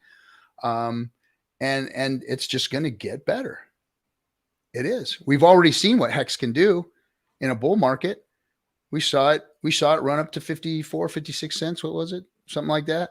I mean, that's big numbers from where it started. 10,000x is big numbers. And I see it doing another 10,000x, maybe more on the next bull run. Well, we have a lot more users. We have a more efficient platform to stake it on. And we have the Fed deciding that they're going to keep printing. Yeah. They're about to raise the debt ceiling too. So it's like as the market grows, maybe when we're at $3, $4, $5 trillion market cap in crypto, and we're going to absorb most of that. That's now awesome. I want to address the debt ceiling thing, because I don't think a lot of people understand what that means, and I think that we should, because it is a macroeconomic issue. The debt ceiling is not raising the amount of spending that can occur. That's a misnomer. People don't understand. They think that when they raise the debt ceiling, that means that they can spend more money. Not true. Not true at all. What the debt ceiling does is it raises the ability of the country to pay the debt that it already owes. You've heard about it when they said, if we don't raise the debt ceiling, we go into default. That means that you're not going to pay the credit card bill. That's what it means. The raising of the debt ceiling, it's the narrative of itself in saying that is a misnomer. The debt ceiling raise is to pay the bills already occurred. And if you don't do that, if you don't raise the debt ceiling to pay those bills, then what you do is you default. And by defaulting, that sends the whole world into a plummet, because now the A rating of the dollar is no longer A rated. That means everything gets fucked. Every other currency gets fucked. The whole world gets fucked. It's not a good thing. Raising it is the responsible thing to do, because you're paying your fucking bills. And that's what people are always talking about. Pay your bills. The government should pay its bills like I pay my bills. Well, if you don't raise your limit, get a raise, find another job or whatever, you're defaulting, and they're coming and the dude's putting a hook on your car, or they're kicking you out of your house and putting a stamp on the door. That's what happens. And it's not good for you. Your credit goes, the full faith and credit of the United States will not be questioned. It's in the Constitution. It will not be questioned, meaning that we're always going to pay our bills. And to play with this debt ceiling like they have been, holding it hostage to try and get stupid things put in the bills, is just politicians playing fucking stupid. And they're just holding a gun to the full faith and credit of the United States and the dollar. And that's not a good thing. We saw what it's done the last few times that they did that. It makes markets go freaking wanky. And so paying the debt is important. Now, I don't think that the spending is under control, by no means. I don't think that they should continue spending, but they got to pay the bills, period, end of story. And that's what the debt ceiling is, for those of you who don't know what the debt ceiling is. Alex Santos, welcome. And if DCC sent you here, you are family, because he is one of my best friends on the planet. I love that guy. We started out together a long time ago, and we spend a lot of time together. When I get to go out there and see him in Vegas, or we were in Miami together. Freaking guys! Not only is he brilliant, but he's a good man. He's a good man. All right, let me put. So, if you don't know, all of you folks out there, this is not an invite only stream. This is everybody gets to come in stream. So that link that I just put in the chat, that's for you to come join us if you want to join us. We will allow anybody to come in. Oh, Moon Gang's watching. Welcome, Moon Gang. Welcome. Love Charlie. Love Dollar Cost. Moon Gang was part of a crew that was actually flooding Hex.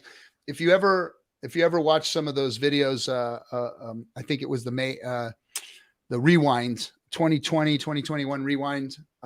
There's a guy in there. His name is John. He's one of those. He's kind of a red pill, kind of full of himself kind of guy.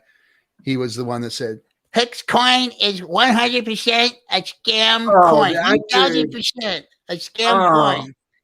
The Elton John wannabe.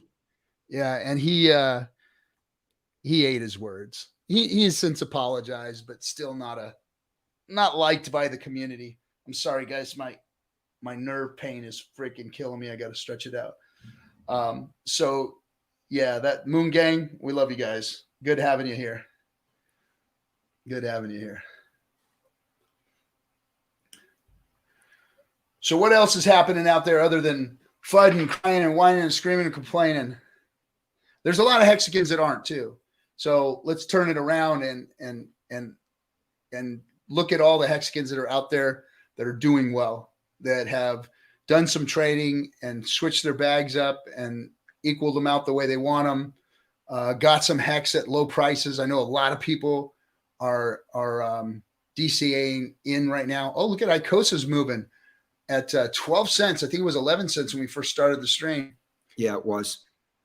Yeah, it's moving. That's good stuff. That is good stuff.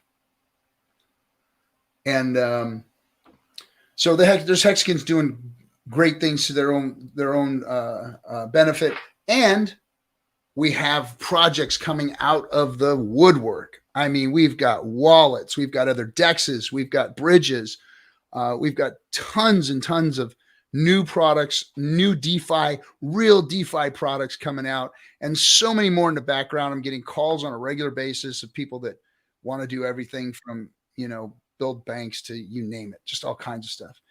And it looks like we got another guest jumped in. First, I'll put out Far Out Aliens. We won. Fuck the debt ceiling and all that drama. The retards running the insane asylum won't bring the house of cards down on themselves. Hexicans won. Damn right we did, bro. Damn right. Another one of my good friends there, Far Out Aliens, just exemplary human being. And we've got Phil from Hex Trading. Do you mind showing yourself, Phil? As long as you got clothes on. You there, Phil? Hello, Phil. Hey, there he is. Hey. What's happening, Phil? Just waiting, just seeing everything going on and stuff like that. It's pretty awesome. I started Hex back in September of 21. I got rug pulled up.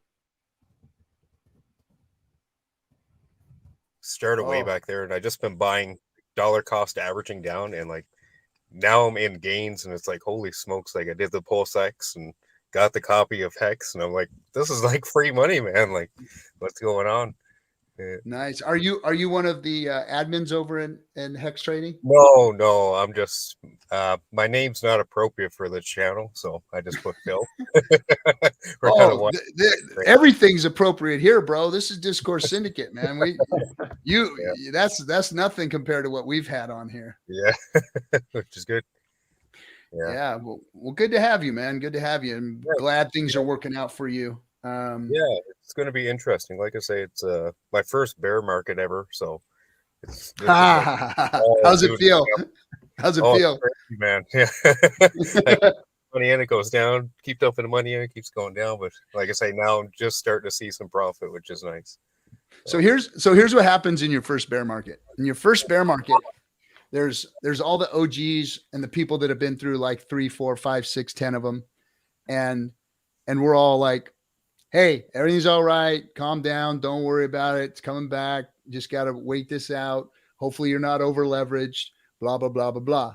Take all that stuff to heart, because in the bull market, that's when people need to make themselves whole. If you're over leveraged and you're going into the bull market and you see mad gains, that's when it's time to make yourself whole. Either pull off the table what you've over leveraged, or pull off the table what you may need to help supplement what you've got going on. You don't need to dump. You don't need to, crash prices if your bags are that big. But if you're making profits, always take profits. I mean, that's the one thing that I think that the other crypto space does well, is tell people to take profits.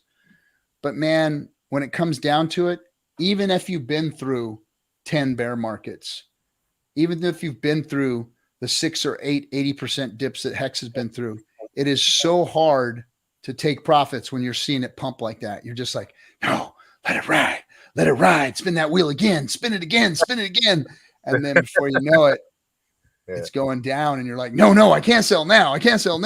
No, it's not going to go down. It's going to come back up. And then, yeah, exactly. Before you know it, you're like, now I got to hold. So Like I said, always consider your situation and take profits when things are pumping. Yeah, there's a couple guys in Hex trading. They definitely help out big time. They do charting and stuff like that. And I just kind of follow those guys, and that's where some of that's where the smartest Hexicans are, is in that room. That room is full of the best of the best. Yeah. They really get it. And I am so proud of the freaking Hexicans that we have. They're so smart and give such good information. And then they expose the people that are the hucksters and the shucksters and the PT Barnums, that are coming in there trying to take your money. If somebody's asking you to drop your money on their coin, their thing, the next greatest thing, be very, very cautious of all that. I've never shilled that stuff here on the channel, not any of them. I've never even shilled my favorite project, which is Hedron, which is Alex's project. I've never even shilled it. I've just said that Alex came up with a concept. So Bitcoin concept, Ethereum concept, Hex concept, Hedron concept. Yeah. These are DeFi concepts that are being played out right before our very eyes. What Alex did with Hedron by taking the T-share and turning it into a little yield generating battery that you can wrap another crypto around is brilliant. That is going to play out in DeFi over and over and over again. In fact, I got another call today about somebody who wants to take a project that wants to wrap T-shares and use that little battery to generate yield, because you could fake token, duct tape token onto this and onto that and say, oh, well, you could stake this and exchange it for this all day long. And it really means nothing, because it's just the FTX model of, hey, you give us your stuff, we're going to give you this fake FTT token, and let's hope it goes up in value and you could dump that. We're going to hold on to your value right here. Now, what Hedron does is it gives you the value. It gives you the opportunity to hold on to that wrapping, that battery that's within inside that tool that's Hedron and Icosa. So another concept, we're going to see more and more projects come out like that are going to utilize the T-share or even wrap the things that have already been wrapped around it. It's like a Russian, what do they call that? It's not a kabuki doll, but it's some kind of Russian doll that, there's one doll on top of another, inside on top of another, inside the other. Yeah. And that's another DeFi concept. I don't know how far and how thin that can get before it starts to dilute out, but it is a cool model, and it just shows the power of the T-share, yeah, I don't want to get too deep into it because it just gets mind blowing. I sit there with crypto Kool-Aid and we talk. He talks to me for hours about this stuff, and it blows my mind, what's possible and what's coming. And it's gonna be amazing once PulseChain gets its legs, and once these projects get up and running on PulseChain. Man, we haven't even seen the most exciting stuff out there yet. It is gonna get wild. The tracks have been laid. The foundation is down. This is the foundation, and now Richard Hart's empire is going to be built on top of this. And Hex is the GOAT, and Hex is the underlying asset that's going to power the whole thing. The whole thing. So do not discredit Hex on Ethereum or Pulse. Do not discredit them. They are both equally as valuable. They both do the exact same thing. One just runs on better tracks is all. That's it. Did somebody super chat again? No, I thought I saw one. Yeah. No, that was Far Out Aliens. Thanks for the fitty Far Out. So what else? Anything else we need to talk about?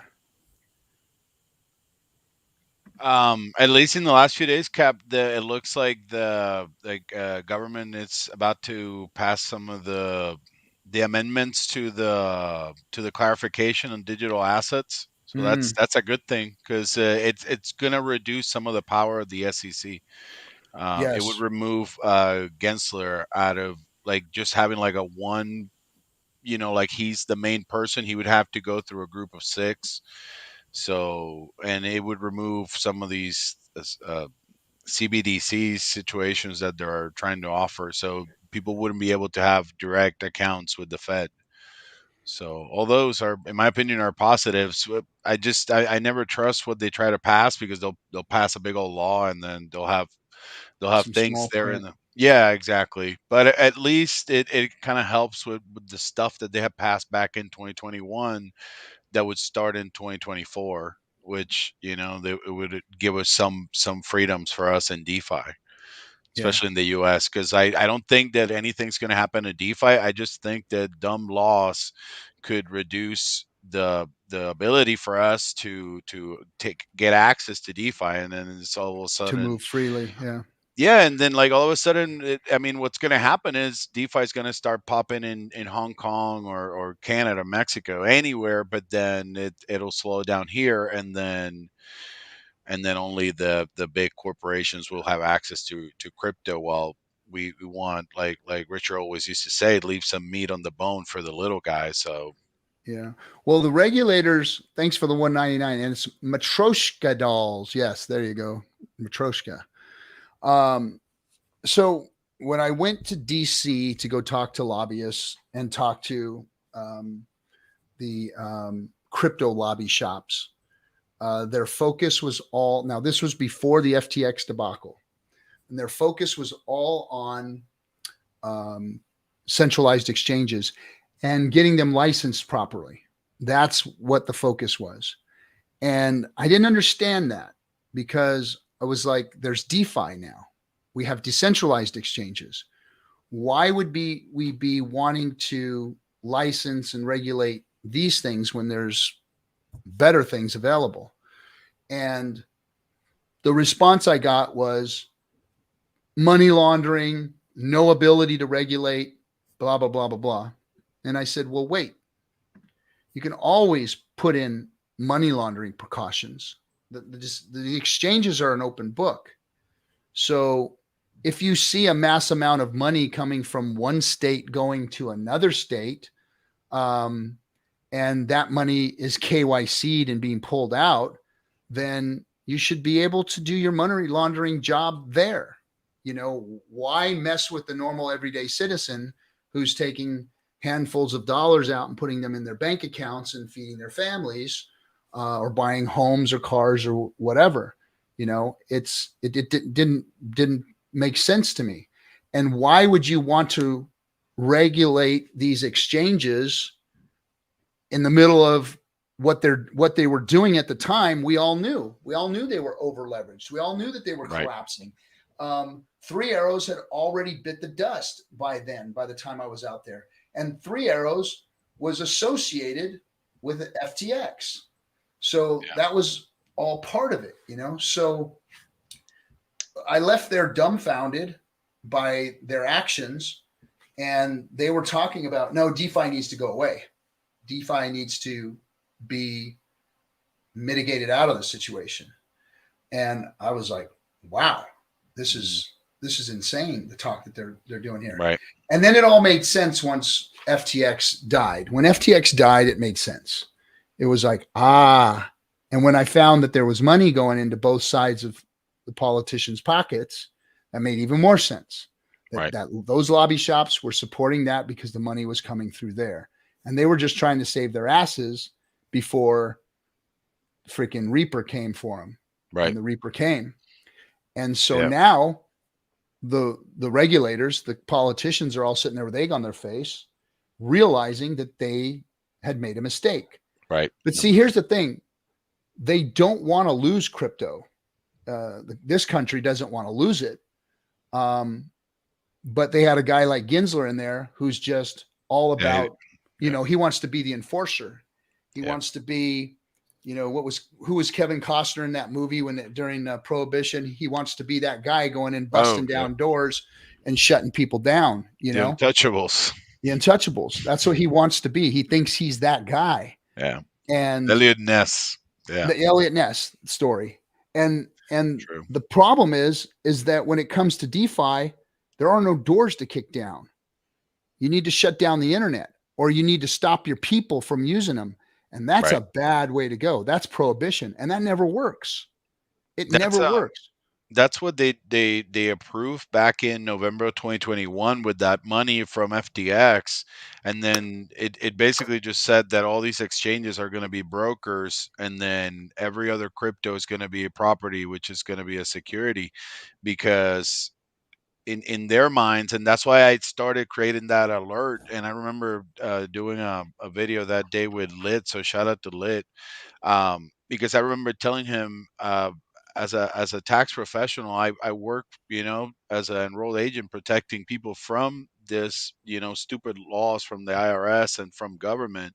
And then I told them I cannot present some of the documents that you're asking me. Like, they were asking me for these 1099Bs, and then I told them most of my clients, they are in DeFi, so they cannot just go to like an office or like a like an entity that can print these forms. And I told them this cannot happen. This is a stupid law, and we cannot comply and will not comply. And I told them in the nicest of ways. I didn't tell them like I'm gonna just be breaking the laws. I just told them I cannot do this. You know, there's no entity that comes up with these forms. And in their ways, what they've been trying to do is just centralize more and more. For example, MetaMask, like all these new little changes that they do on the user agreements on MetaMask are that they're trying to make DeFi to comply to the it's like they put this square peg, and then they're telling you like, no, I know that you have a round peg, but somehow you're gonna make it work. Like, I don't understand how you're gonna make it work. Just make it work. And then in their minds, that sadly is what you said, Cap. It's almost like they're saying, well, if you cannot come up with a 1099B, then you can't comply, and then you're like you're not playing by the rules, when it should be the other way around. Hey, we have all these products. They've been working now for more than 3 years, about to be 4, and then you guys need to come up with rules.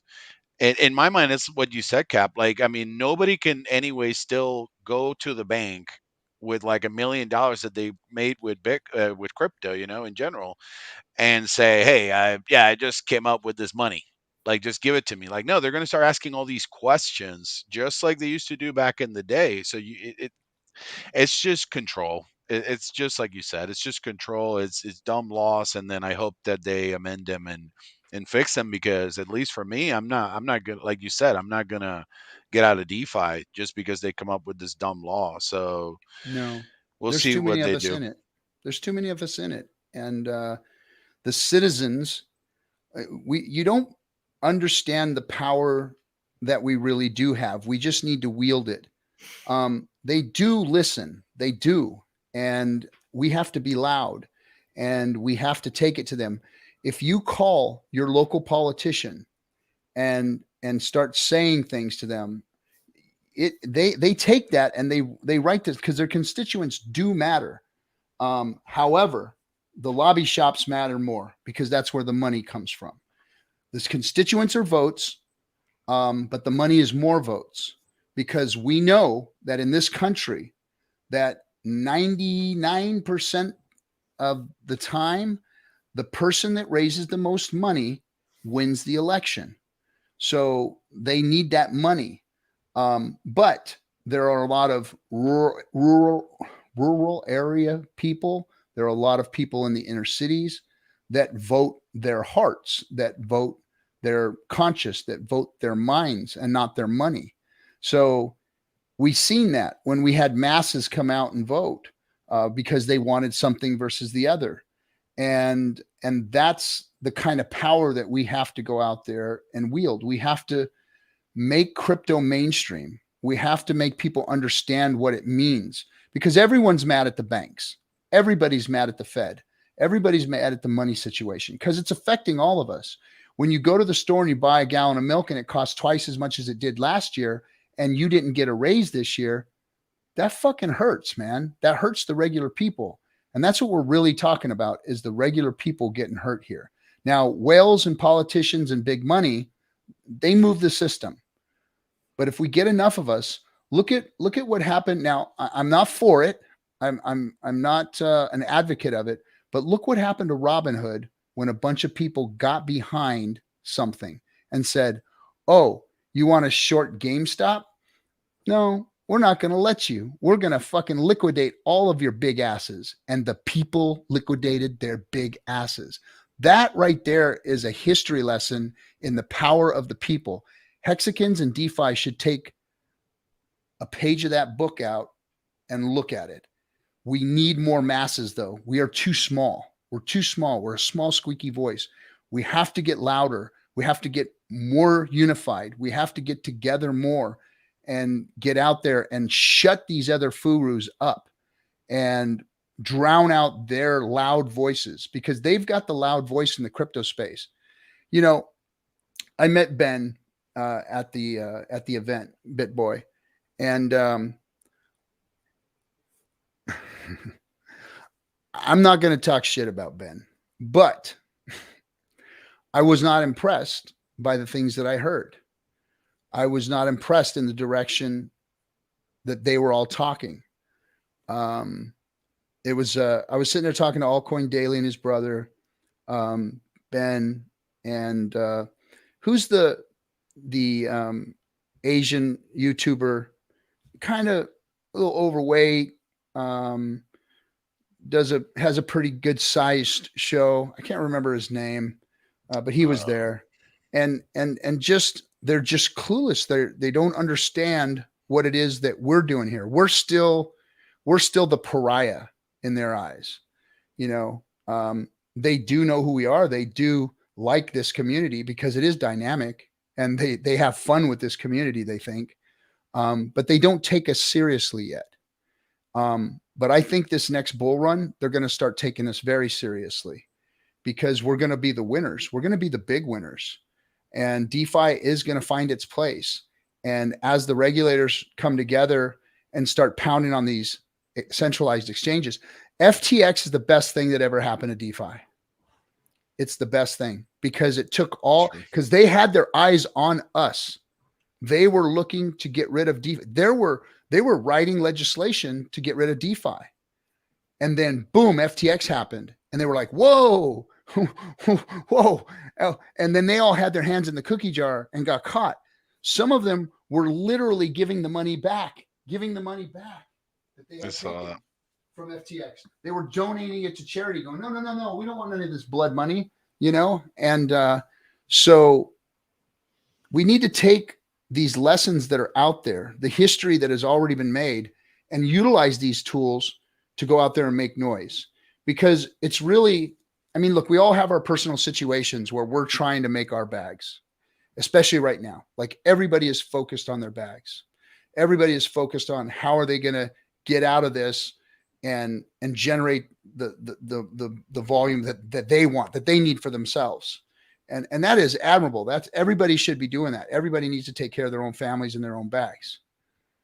But there's a bigger underlying quest here, and that's for us to get out there and save DeFi. It's one thing to save yourself and work within the system and do better for yourself. It's another thing to get involved and be that voice. You know, what was that Dr. Seuss book where there was this elephant that had a little flower or something, and there was a whole community on it. And the places you'll go. And nobody would believe the elephant that he had this whole community on this little tiny stick or whatever, this flower. And he made them all shout. He made them all shout. And then there was one little one that finally the little one shouted, and then everybody finally heard and believed the elephant that they were there and blah, blah, blah, blah, blah. But that's the kind of situation we're in. We are insignificant in the world. We are insignificant in the crypto space, but we are very significant, and we are the new coming, and we are going to bring DeFi to the world. So we have to get out there and shout this stuff out at the rooftops, all of us, as loud as we can. Like even all the streamers out there that I'm pissed off at right now that have been talking stupid shit. We need them too. And we need them to get their heads out of their ass and help us to relay the message of DeFi. It's really here. PulseChain has completed it. Hex was the beginning. PulseChain has completed it, and PulseX is the little shining city on the hill that everybody is going to want to use to be decentralized from everything else. So we got to scream this. Horton, there you go. Horton here's a who or something like that. Is that what it was? Horton and the who's? Horton has a who. Horton here's the who. Yeah. Horton here's the who. That was it. And yeah. The DeFi tour, the PulseChain tour, that's my little way of trying to carry that flower around and shout and say, hey, listen to these guys. We really know what we're talking about. We've been doing this for 6 years. We really have, since in 2017 when Richard said, hey, here comes the crash and you're all going to suffer from it. Yeah. And I'm tired of this shit. February 2018. Yep. And I'm going to do the right thing by you. You are going to have no expectations of me, and I'm going to do the right thing by you. I'm going to build you what you need. I'm going to build you what you want. I'm going to build a crypto that is going to be real DeFi, real crypto. And he did. And we sat there and listened and watched for 3 years while he built it. And then we launched it, and we sat there and we launched it for 3 years, and it worked flawlessly. And it is exactly what he said it was going to be. So why would we not pick up the torch and the flags and the swords and the freaking shields and go out there and rally for Pulse and PulseX and all the products that are going to be built on top of it? That's what we got to do. That's what we got to do. And I'm going to do it. I'm going to get out there and do it. Yep. Now loans with DeFi, that's the final nail. No middlemen taking your interest. Yes, Robert Saunders. Yes. All of these products that are, and this is part of my presentation. You know, a lot of times I'll have people from my generation and older sitting in the room that are sitting there like wide-eyed, like, oh God, I'm going to learn my first bit about crypto, you know? And my first message to them is, you people that have already stood the test of time know more than all these young people do. They know the technology of crypto, but you guys have been through market cycles. You guys have seen what products do. You guys understand what a certificate of deposit is. You understand what middlemen do to your money. You understand all of these things. You've seen it. You've seen the freaking, who was that guy? Bernie Madoff. You've seen what those guys do to your money. You know, it's all about being cautious. And when you take the middlemen out, when you give true DeFi and the true ability of people to own, utilize, and make their own money outside of the system completely, outside of the government, outside of the banks, it's you. It's not even another hexagon that you're dealing with. It's just you using the code that has been put together solid for you to utilize and make gains and do better in life than you were going to do in the other system. We've got to teach them that. And when I tell that to those people, their eyes light up and they go, shit, he's right. I know all of this stuff. This is easy. All it is different technology. I got to learn how to use a wallet. I got to learn how to onboard my money. I got to learn how to do all that stuff. And therein lies the biggest problem right now, is that whole system is getting your dollars into the DeFi space is the biggest problem. And I'm sure that's going to start getting a lot easier. Once that happens, then the sky's the limit. Then we can start getting the masses in once it's easy. Once we could do something like Robinhood did. I mean, every 15-year-old kid at my son's school had a Robinhood app and was trading. And they were in on that, you know, on the what was the name of that theater? Doge. AMC, the AMC and the Doge and all that, you know, they were all in on it. And why? Because all I had to do is open up the app and boom, it let them tap right into their bank account and they were just trading right away, you know. And we need to have something that simple for people to get in. And now they're not going to get wrecked, because that whole thing wrecked people. People couldn't get the crypto out. People were getting washed out. People were getting liquidated. It was a mess. I mean, they had that one kid committed suicide because he had a $750,000 accidental leverage trade move that went against him.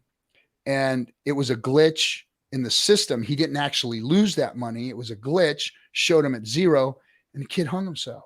I mean, it was sad, you know, it's very, very sad. So, the Wall Street bets. Yeah, that's who they were.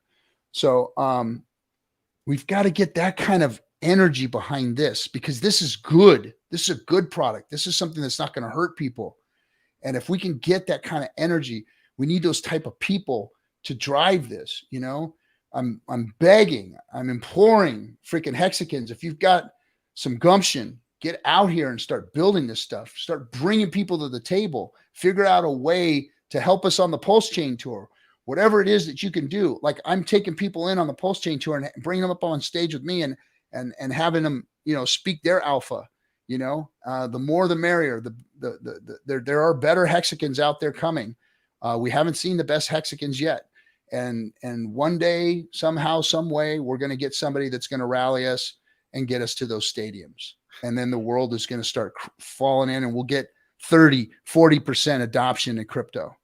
And that's when things really change. I mean, look, we're at 3% right now. Imagine 10,000x gains at 3%. Imagine what 30, 40, 50% of the world getting into crypto could bring to a good project like this. Just the numbers are astronomical.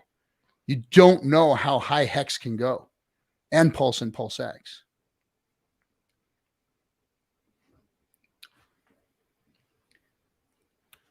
Am I exhausting? Oh shoot! Look, we've got a hexagon in here. Not a hexagon, the hexagon, female hexagon. Inviting. Hey. What's happening, gal? I'm sorry, I didn't see you sitting down there. Hey, how are you guys? We're good. How are you? How's the trees? Well. Amazing. I had to come on, you know, I had to do. You started talking my language, so I had to jump on and give. My love says our language about Yes. I mean, like, everything you're talking about, so good. I really love it. You know, I made a post the other day, and I have only the 2 people that only responded to my post, which is on the stream right now. So I had to come on and give credit to that are only doing, and you know, I don't believe it, but this was my post. I wanted to know where the pioneers are. I want to know where the innovators are, the trendsetters, the people that are looking to build more than just your, bags, so to speak, but build the world. And both you, RG, Cap, of course, he gave his contribution, and Tim is working on an awesome theological piece. And right, did I say that right, Tim? Sure, absolutely. Yeah. And I'm so excited about that. I love you guys so much, but I need more comments on that thread. I need to build my network. I want to build our network. Guys, we have a huge responsibility because this is going to be huge. We are the future. And I mean, I would encourage anybody listening, that you could laugh me off or whatever, but make that little second account in your bag somewhere in one of your account that's just for something that you're going to do to give back to your community, to give back to the world, to build our future. You don't have to know what it is right now, but just put it while you DCA in, just do 5% of what you normally DCA in, throw 5%, let it build. And then one day, when your heart feels it and you're aligned with some sort of, use your direct agency. Don't put it into, and yes, I'm going to be controversial, don't put it into any BS political crap. I want you to do something direct, because that's where you feed your soul the most. And this is where we make the most efficient and solid change. And I want to see more of this. I need more people. I need you guys. We are the future. We are the builders, the creators. And this is all going to come back to us. And I love you guys so much. I just wanted to come on and spew my BS. But that's it. It's not, we need visionaries. We need people who can think big and yes, sound crazy. That's what when I say we're going to fill stadiums, that's crazy. We put 50 people in a room the other day, but I know what that means. Then I know what the network effect means. One tells one, two tell two, four tell four. It just gets bigger and bigger and bigger and bigger. And we've already seen that here. I mean, when we've got 200 people watching this stream right now, and when we first pushed the button and turned this stream on, Timmy B was there in the beginning. We had 35 people watching us, and that was exciting. When we finally had like our first, I remember when it hit 35, I was like, called Hexo. I was like, dude, 35 people on the stream last night. It was so freaking cool. We had 35 Hexicans in there. That was awesome, man. And now, Coffee's making numbers like he's blowing away crypto influencers out there, with his freaking brilliance. He's out there. People are getting it. They're understanding it. He is raking them in from the crypto space. And I'm so proud of that young man.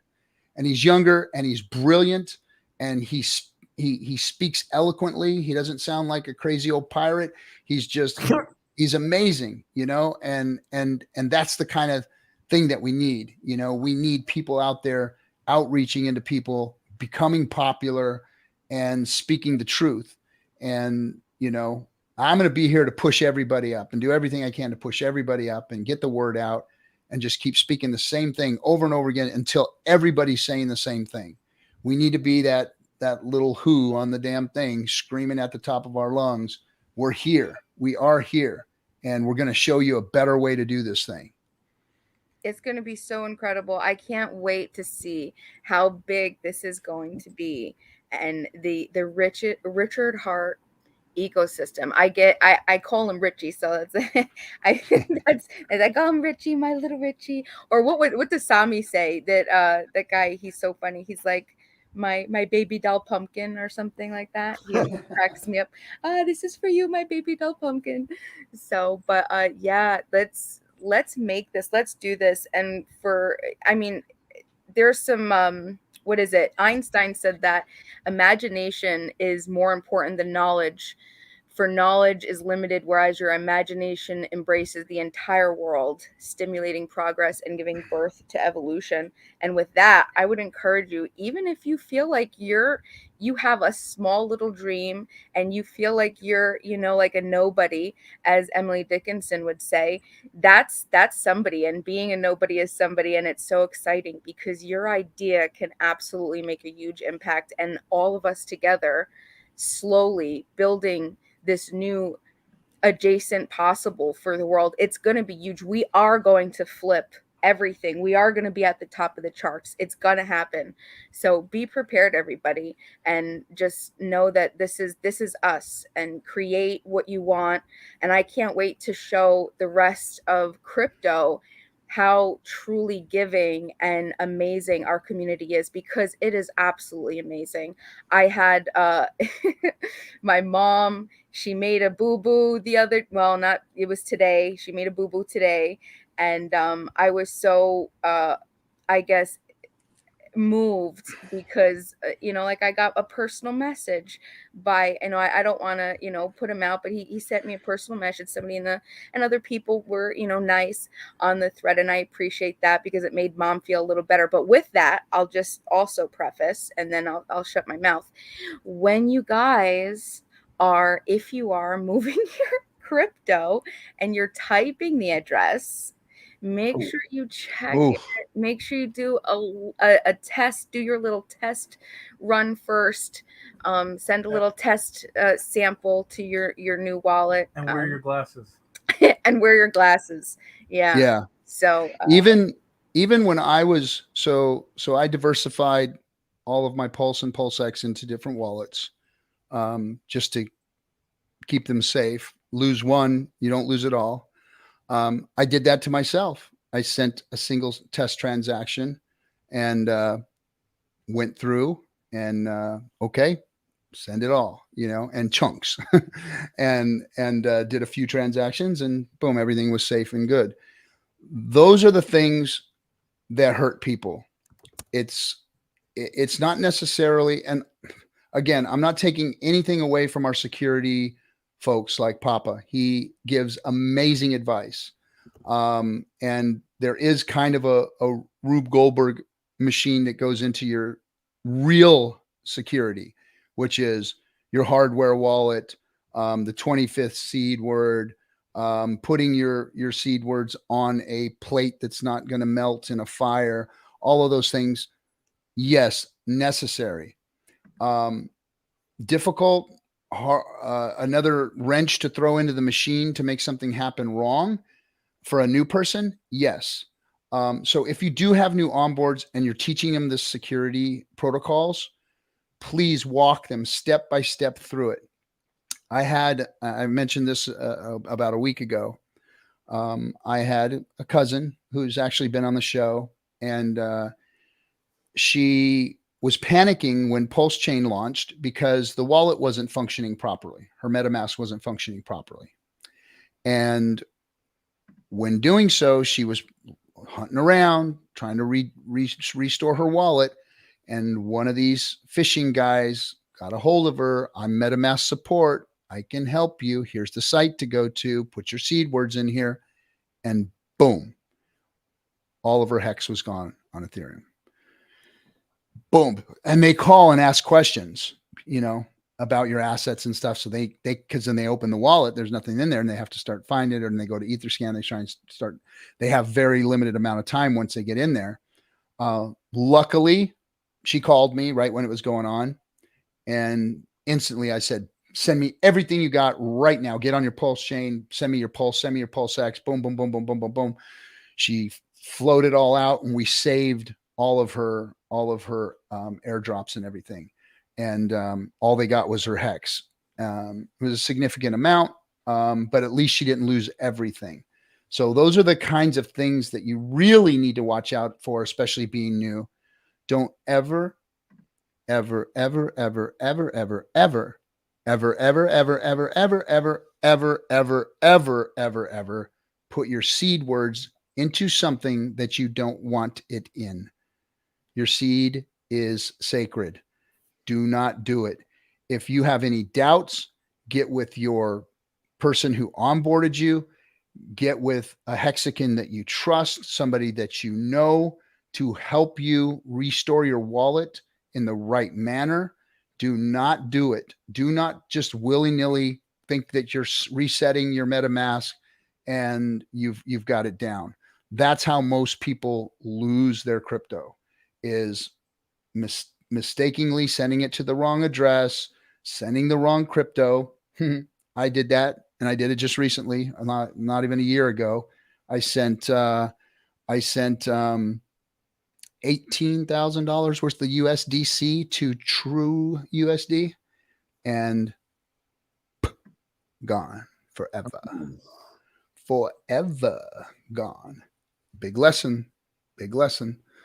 I just made a mistake. I was sending stablecoin to this thing, and I didn't realize that I didn't transfer to USDT or TUSD, and I sent USDC, and it happens. It happens a lot, and that's mostly how people lose their crypto. So being careful about that. It would be nice to have a validation, like, hey, this is what you're sending here. Not supposed to go there. Might want to double check it, but we don't have any of those safeguards in place. We're still in the wild, wild west. So hopefully some of those things will get worked out in the future to make it easier for people not to lose their crypto. But again, DeFi is DeFi, meaning you're responsible for your stuff. So if you make a mistake, it's on you.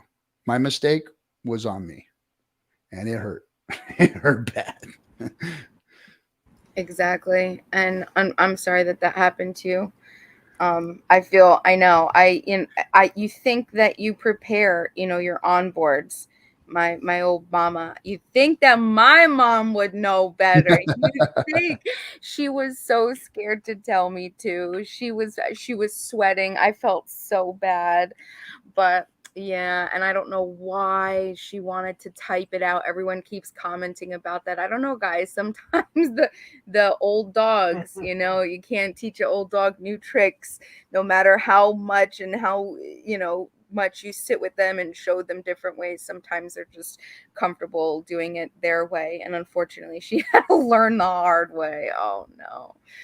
But yeah. But on a funny note, there was one comment that I had to laugh, and she got a laugh out of it too, because I guess Rom, he goes, it was just one word, he just goes bullish. So yeah, but hold on, Motley put something up I wanted to put out there. Motley, who has taken a lot of heat lately, and what a great first day it is. I just walked onboarded through the new bridge after buying Wrap Pulse, and it worked amazing. Things are moving and working. I did the same thing. I moved some stables over to the Ethereum side, and boom, boom, bam, in. It was great. I waited only because I didn't know you had to go in and redeem.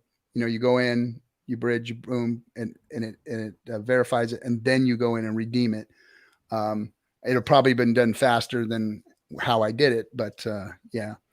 Oh, and all the new wallets that are coming out are going to be amazing too. And then Richard's talking about he's going to put his own out. So there's going to be a lot of good wallets. I know that MetaMask has been having some troubles. I know that there's been some glitches, like for instance, the glitch that happened during the launch. So yeah, going to be nice to have better wallets, more ways to hold your crypto and move it through the system. Oh, let me make this an announcement again.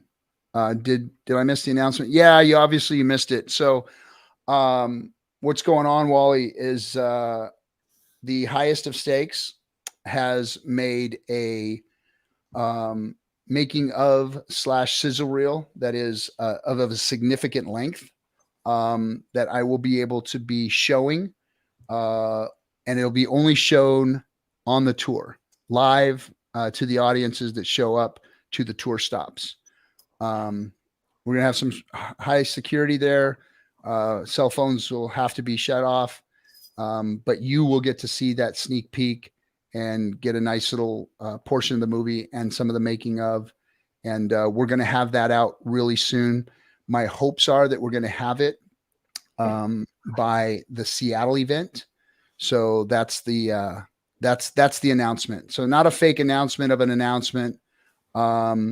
The other thing I can say is that the distribution of the movie is in V4 mode. So that's where we're at. That's where we're at with the movie. And it was great that the timing worked out like it did, because we do have some PulseChain information that we'd like to add to the movie itself. And yes, Hexagon Hero, we are going to be in Chicago. So if you go to, let me put the banner up. If you go to, I'll put it here. Yeah, there it is. PulseChainTour.com. You can see all the locations. We're going to be in a town or a state close to you. Please come out and see. And the other thing is, do what you can to buy early tickets. So there's a VIP ticket, and then there's general admission. The VIP ticket gets you the meet and greet and sit down, have drinks with everybody. We'll have some food and snacks and everything. By the way, Black Hexagon, Kaylin, she's doing an amazing job. The first event was so good. I mean, so good. We were at I forget the name of that hotel chain, really kind of hip, slick, and cool IKEA looking hotel chain. Aloft. It's called the Aloft. They have a bar in there and snack bar and stuff. So everybody kind of went in and got their sneaky snacks and had a few drinks and hung out with all of us. And then we went in and did a few hours of presentation. Myself, Lit, J Money, everybody contributed and got up and spoke and educated the room. It was a hit. Afterwards, we had a social hour, and then the VIPs, we all went out to a really nice dinner at a seafood restaurant, and yucked it up with the Hexagons and had a great time. And we talked game theory, and we talked, I was a little cryptoed out this last one. I apologize to some of you for my wanting to not talk about crypto. I wanted to just talk about Hexagons and life and get to know them a little bit. But we talked a lot about people's game theory and what they're doing and what's coming, and talked about people in their individual situations, because everybody's different. What works for one is not going to work for everybody, based on time horizons, capital involvement, life situations, married, single, divorced, all those things. Everybody has a little different. Like the gentleman that didn't have a job, he was, figuring out how was he going to be able to capitalize on this at a time where he's stretched thin, his family is having a hard time. And that's a hard one. How do you tell somebody to invest in, one of the most volatile assets on the planet? However, it's one of the most productive assets on the planet. How do you tell somebody not to, or to get in it? How do you help them with their situation? So being very cautious about how you speak to other people is important. And we did that. And it was a great time. We had a good time. All the Hexagons, we all got along. Even some of them that are some of my detractors or my fudsters, came up to me and said, "Hey man, it's all in good fun. Really love what you do." High fives, hugs, boom, fist bumps. And I just freaking love Hexagons. You guys are the true crypto pirates. I mean, you don't give a fuck. You're in people's faces. You're bold. You say what you say, but when it comes down to it, you're all good human beings, and you all want the same things. You want good for yourselves, your families, your neighbors. You want everybody to win. And in the old crypto space, it was literally every man for themselves and sitting on the other side of a screen trying to rip off the other guy on the other side of the screen. You know, it's a net zero at that point. You know, you're taking from somebody else. Your bag has been taken from somebody else, you know, and technically that's what this really is all about. Those who get out are putting their hand in the jar of marbles and taking some of the marbles that other people have put in, no matter what. That's everything in life, guys. There's nothing different in crypto than there is in everything else out there. When the money is made, the person that made the gains and gets out first is the person who made the gains and got out first. And if it wrecks your price that you're at, you can't be mad about that because it's the game. That's the game we're in. It is investing. And when you pull profits, you're pulling profits out of everybody else's bag. And there is a way to do it responsibly through limit orders. And that's, you know, there's a million streams out there. Crypto Coffee has some good ones on how to set limit orders and how to be a responsible, how to responsibly remove from the system without hurting the system. So go out and look at those. And that's the kinds of behaviors that we all need to be, you know, contributing to or doing. It's not about, hey, I made my $2-3 million and I'm out of here. You know, it's bad on both sides. It's bad on you because you may have just wrecked your whole bag. Yeah, you got 2 or 3 million, but what's 2 or 3 million going to really do for you? In the scheme of things, if you're a young person, what are you going to do? Retire for the next 10 years? Because I'll guarantee you $2 or $3 million is going to go fast. It's going to go fast. And if you're young, you're going to be sitting there. If you're in your 20s, 30s, and you're sitting there 5-6 years later and spent all that money, now what do? You've been sitting there doing nothing for all these years. You have no job history. Now you got to go get a job. Really?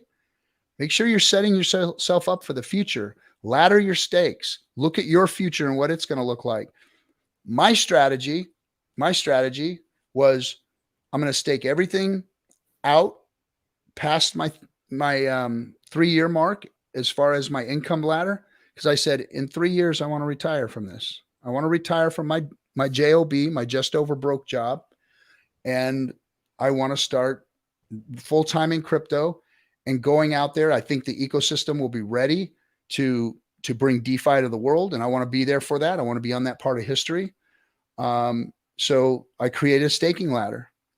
And then I staked events. I staked my daughter's graduation that just happened this week. I staked birthdays.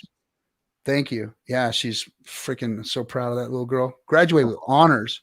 This old dumb pirate put a freaking kid out there that graduated with honors. And let's go. And she's going to the college of her choice in the major of her choice. And just so proud. But anyway, putting those love you, baby girl. Good job. So dad's proud of you. Put out things for Christmas and holidays and 2 vacations a year. So I made some stakes like that, you know, for life events. And I looked into the future. And then I said, okay, now my 15-year stakes. What am I going to do with my 15-year stakes? And one of the things that I realized that I don't think a lot of people did was that we don't know how high hex can go. And we saw it do a 10,000x. So that proved to me that hex can go extremely high and that we haven't seen hex get its legs yet. So 15-year stake at 7.5 years, if you put it in and you bought it at 0.000056 cents, and in 7.5 years, that stake is now, each hex is worth $7.50. Even the principal is very, very tantalizing. So if you were to take all of your bag and put one 15-year stake out, you would have to wreck that whole stake in order to get that profit. So what I did was I said, I'm going to build a staking wall and put blocks of 15-year stakes out. I'm going to spread my hex out on 15-year blocks. And then in 7.5 years, if money is pressing, if something is needed, then I could pull one of those blocks off the wall and take that $7.50 hex and pull the principal and still be way in the positive, even if I lose all of my interest. Now, not only does it help me because I needed that and I wanted to pull it down, but it helps the system too, because an early end stake puts all of that interest that I earned back into the system. And those with stronger hands or those with less need get my interest. And I am completely okay with that. If I needed that big stake that's now worth $7.50 per hex, that was what I did with my 15-year stakes so that they can be yanked down. Now we have HSIs. So it's even a better tool to utilize in that manner. You know, you can sell them at any time. You can put them up for auction at any time if you are pressed. So the system is getting better and the tools are getting better. And there's nothing new under the sun. These are all things that the real world products offer, but without the yield. And that's one of the things that I saw with Hedron, like before it even came out, was the fact that we now have a mechanism where we can literally just stake all hex for 15 years and pull some other form of liquidity out in the meantime without having to jeopardize our actual stake. Yes. That's brilliant. That's absolutely brilliant. Because, you know, I don't mean to brag, but I'm in a position where if my only bills right now, if I wasn't building a house, if I was just paying to live, I could literally live off of Hedron and never have to sell another hex ever again. I could literally just restake everything for 15 years and live off the Hedron at a certain price, which has met that price more than once. So, I mean, that's what kind of power we have at our disposal in this system. It's absolutely genius. It's genius, and it's getting better. Yeah. And there are better products being built. There are lending protocols now. That will help you tax mitigate. Well, we don't know if they're going to help you tax mitigate yet. There's a gray area there with that, but you know, there's lending protocols out there that are going to help you in that situation too. Word of caution about lending protocols to everybody, especially new people or people from regular crypto that are coming over here. These lending platforms also function as a leveraging platform because people will take the loans out and they will use that to buy more crypto and circulate it. Now, that's all fine and dandy until it's not. Right. And you get liquidated. And remember, we get these price dips and you could get liquidated. Yeah. So remember that and be cautious with those. That platform is an excellent tool for people that are, you know, offboarding large amounts that want to utilize it for tax mitigation. But you could get yourself in trouble. So again, hexagons on these protocols, be sure you know exactly what you're doing and what you're putting yourself into. And if you have a long time horizon, of course you can take more risks. Just like in a 401k. When you start your 401k and you're 19, 20 years old, hey, put it all in high risk stuff. Put it all out there. Start letting it roll. You're not going to touch it for years and years anyway. Let it go. Let it follow the market. Let it do its thing. But if you're a 50, 55-year-old person and you're just starting your 401k, well, it's time to get some medium risk and some very, very low risk, the bonds and all that stuff. Even though all that shit sucks now in the real world, you're damn near getting liquidated and all that on your 104Ks, which are no longer 401Ks. But all these are time-tested tools that humans use. And our fake made-up internet money, as Richard says, is better than their fake made-up internet. Yes. So don't forget, their money is fake made-up internet money. And it's digital currency. No matter how you look at it, it may not be crypto, but it's digital currency. It's Wells Fargo telling Bank of America, you have this much in the bank and we're going to transfer it to your bank. And they trust each other because they have their own security protocols and they have ways of transferring those ones and zeros. And we want to take it out of that system because they're not good actors anymore. They have destroyed the monetary system and they don't care about us for sure. Hey, Captain, I'm going to step out. Okay. Thanks for having me. Bye. Thanks Tim. for coming, Timmy. We'll see you soon, bud. All right. I'll see you all. Bye. All right. We had low participation today, but I'm so glad you came in. Hey, thanks for having me. And yeah, I just wanted to sort of address a comment in the chat really quick. Yeah. It was someone said there's always going to be a loser on the other end. And what I wanted to say to that was that is something that that's always attracted me to a bigger vision with Hex, because it's more about the integrity of like-minded individuals coming together to benefit at a certain time, but then also to give back. So you take when it's your turn. But then, you know, just like the song goes, you stake, you make, you take, and then you repeat, and then you stake again. So I encourage everybody, you know, Hex is amazing and it's great to make and run, you know, but is it really? Is there a bigger vision with the Hex community? I found so. And, yes. You know, Hex has given to me in ways that I'd never be able to repay what it's done for me. And in those moments, in those lowest moments when I needed it the most, which I will never be able, like I said, debts that have been, it was too much for me to handle for the person that I loved the most on this planet when she was with me. It came and it saved me. I would be living a lifetime of, I don't know, just self-hatred, I think. And I don't know if I would have been able to get over that one. And that's given me such a bigger, just a bigger vision to know that this is about taking when you can, taking when you need it, but then also making sure that the next person also has. So give back, DCA in when you can. That's and do your stakes, do your time. You do your time, and we together in a very interconnected community, we've created this amazing opportunity for us to work together in this way. And that's what I just absolutely love about it. So thank you to everybody that's listening to this that has put in and continues to put in and continues to take. The takers too. Thank you for taking. This is what it's about.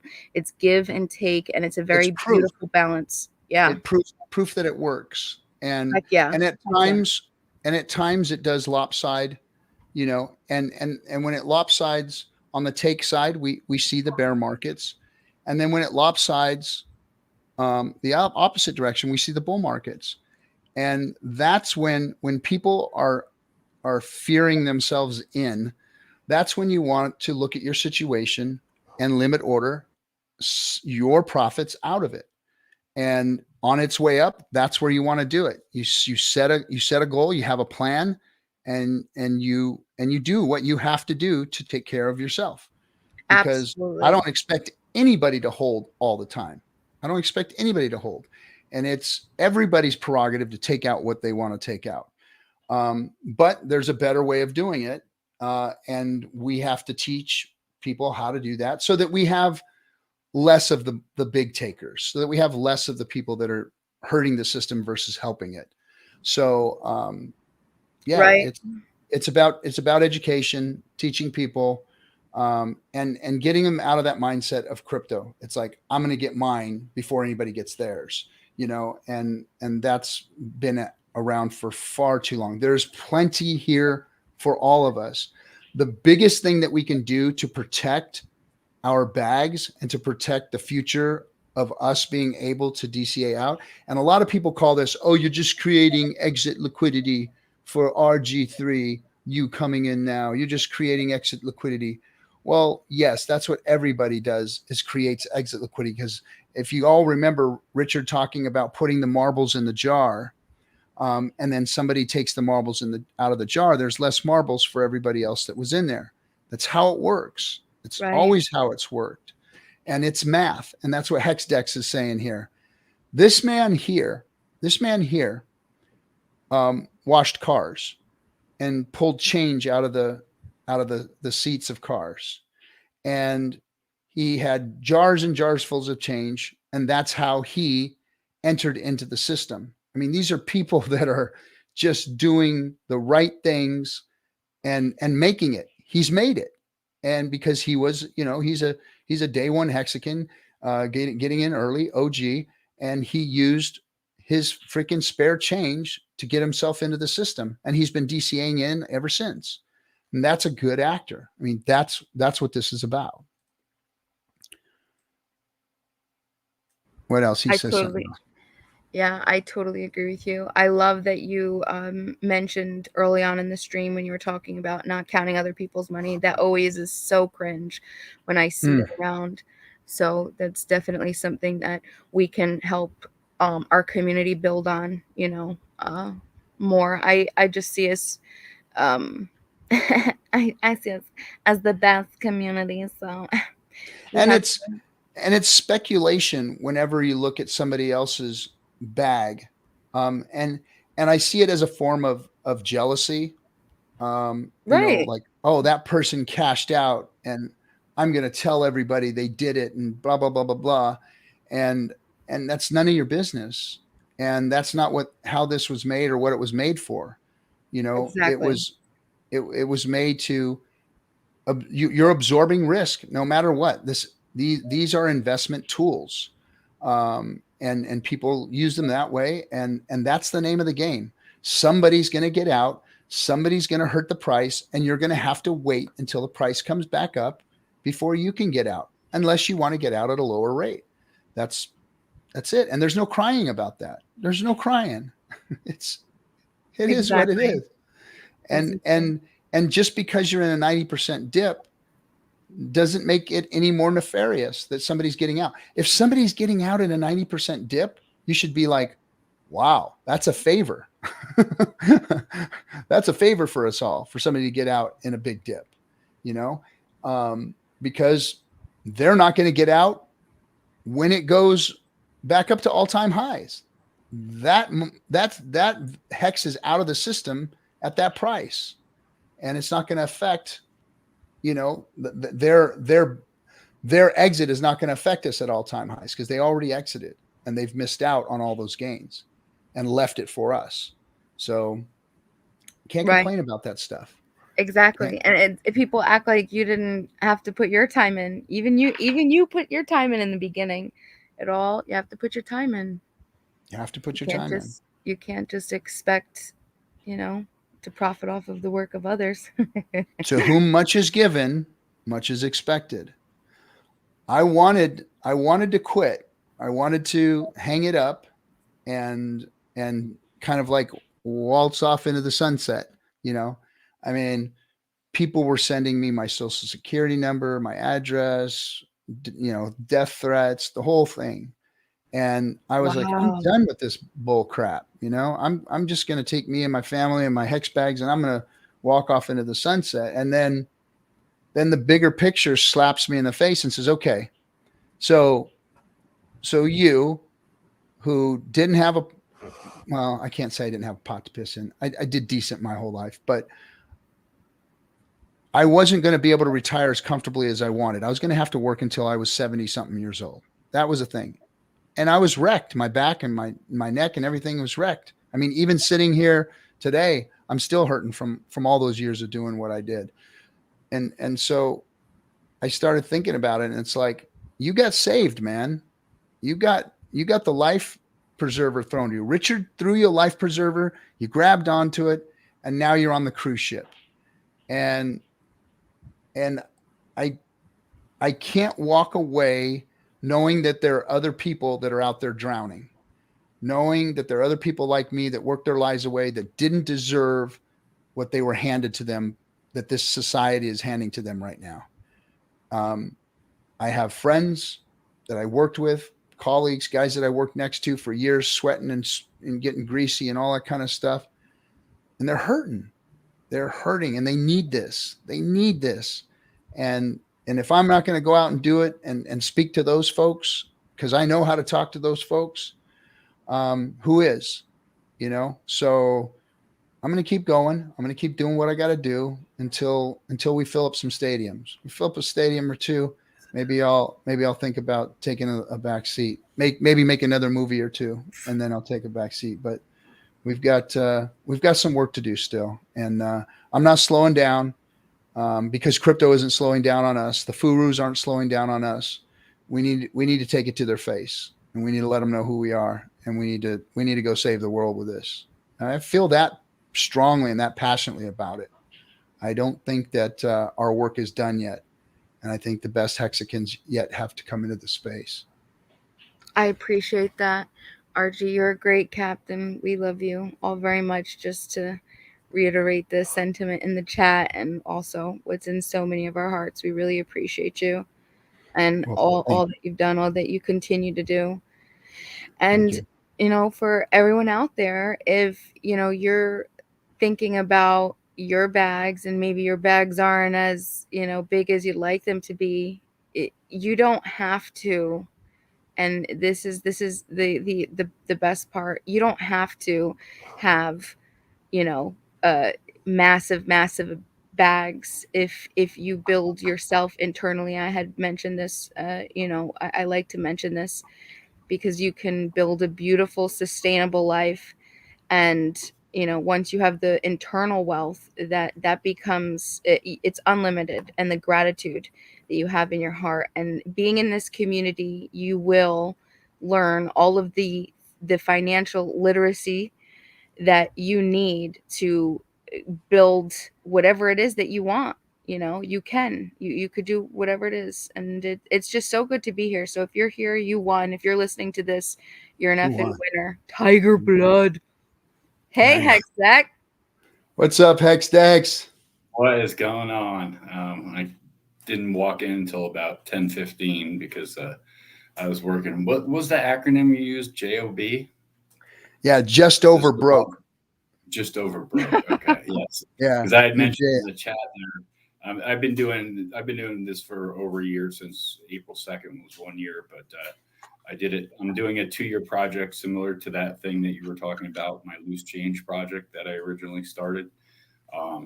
And this is called the Prosperity Project, but it's a no cost. There's no fee. There's, it's just posting. But Enlightened Freedom was mentioning how, I know Timothy commented on your post. I read your post. I didn't take the opportunity to sit up there and comment on it, but I'll go back and comment on it.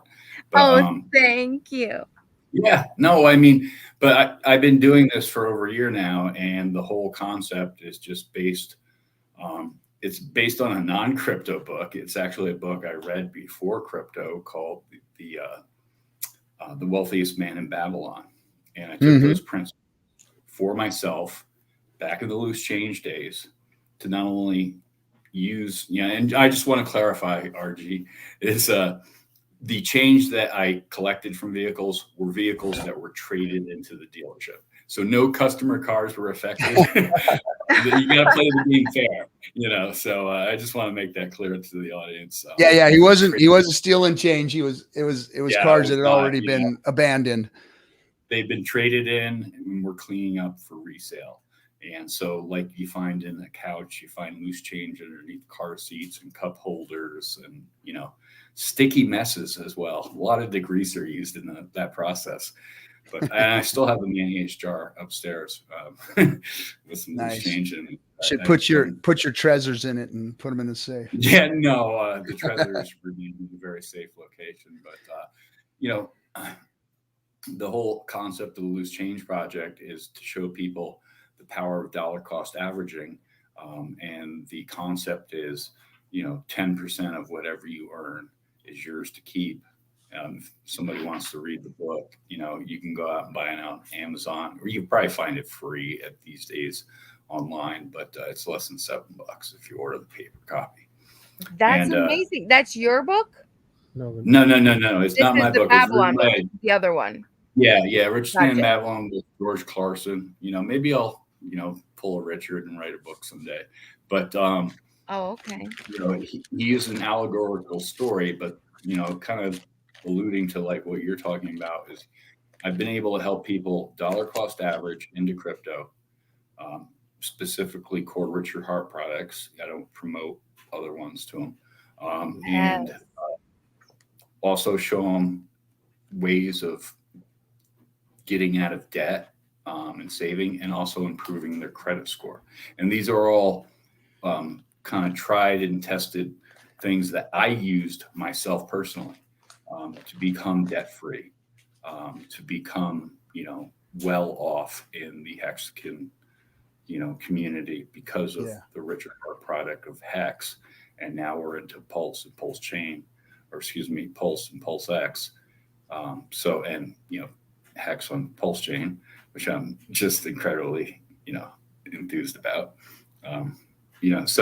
But it's a process, it doesn't happen overnight. Like I tell these people, I'm like, I started 7 years ago with a 540, credit score, and I was in debt, and, I had really limited options.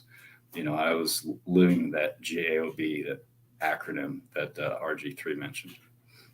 Yeah. So. Yeah. I mean, it was my entrepreneurial endeavors on the side where I started learning those things, because when I was a young man, I was a troubled young man all the way up until I was about 28 years old.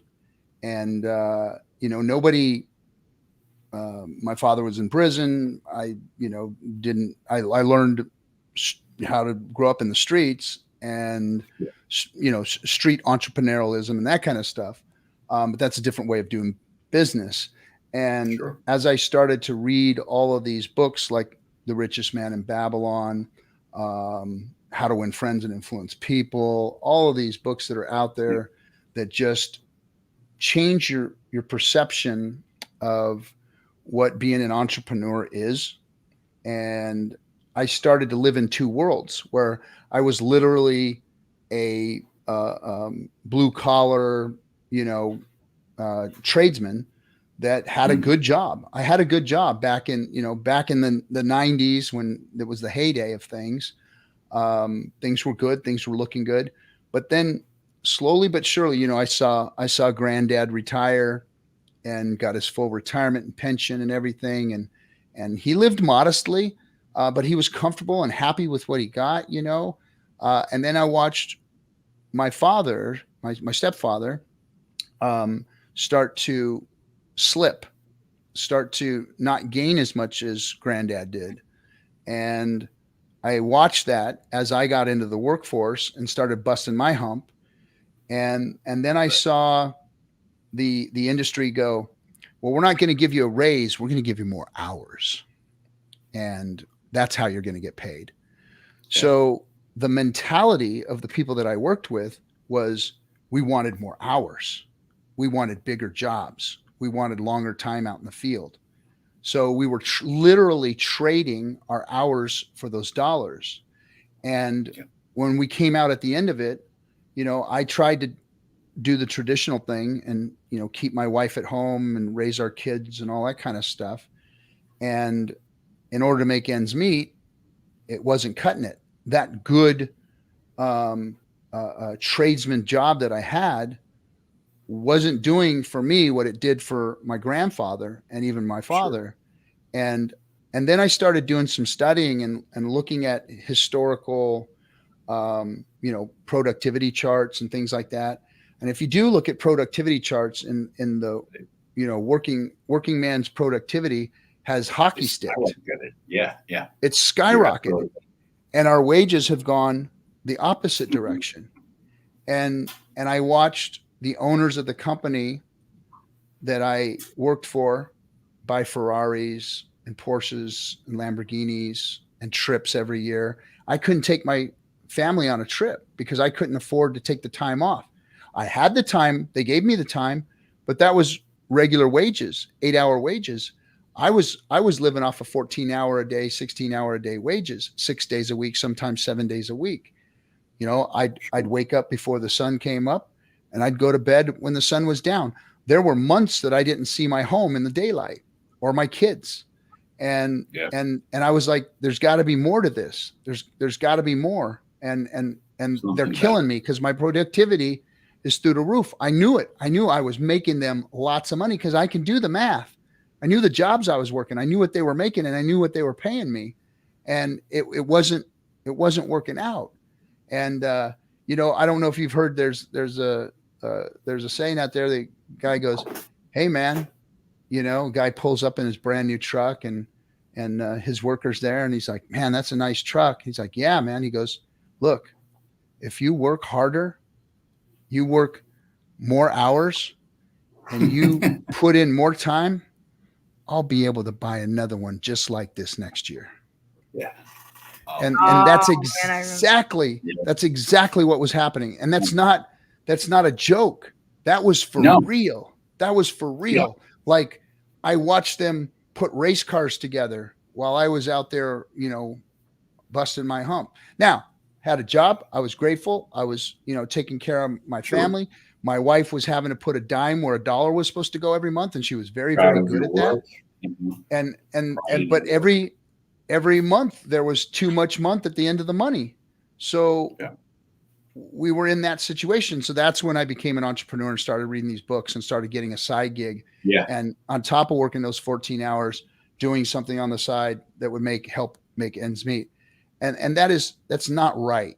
That's not right. No. I was grateful to have the opportunity in this country to be able to do that, but not everybody had the same kind of passion, fire, desire to succeed and make a lifestyle for my family that I was doing. So I felt for the average regular person. I think that they deserved a shot too. And they were getting destroyed, getting wrecked, getting divorced, losing their families, substance abuse, the whole destruction of the household.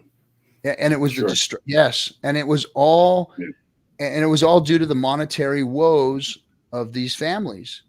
And we needed something to fix that. Not everybody was going to be able to go out and have a business on the side and work 14 hours a day to make ends meet. It just wasn't feasible, you know? And then along the way, along my path here of being an entrepreneur, I ran into crypto.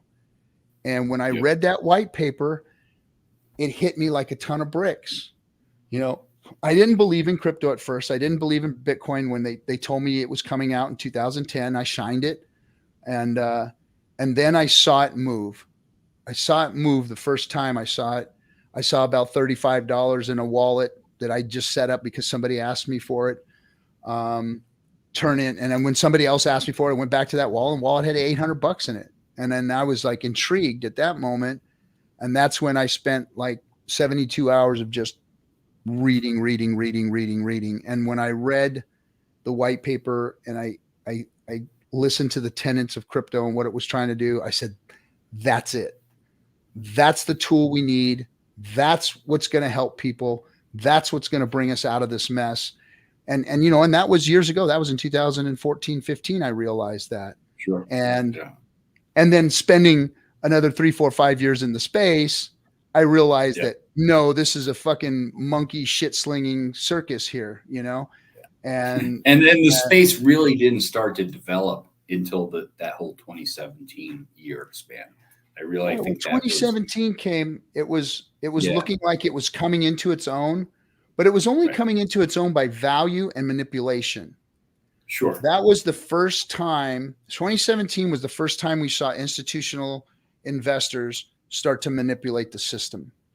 Yeah. And I thought at first institutional money was coming and that's going to save the space.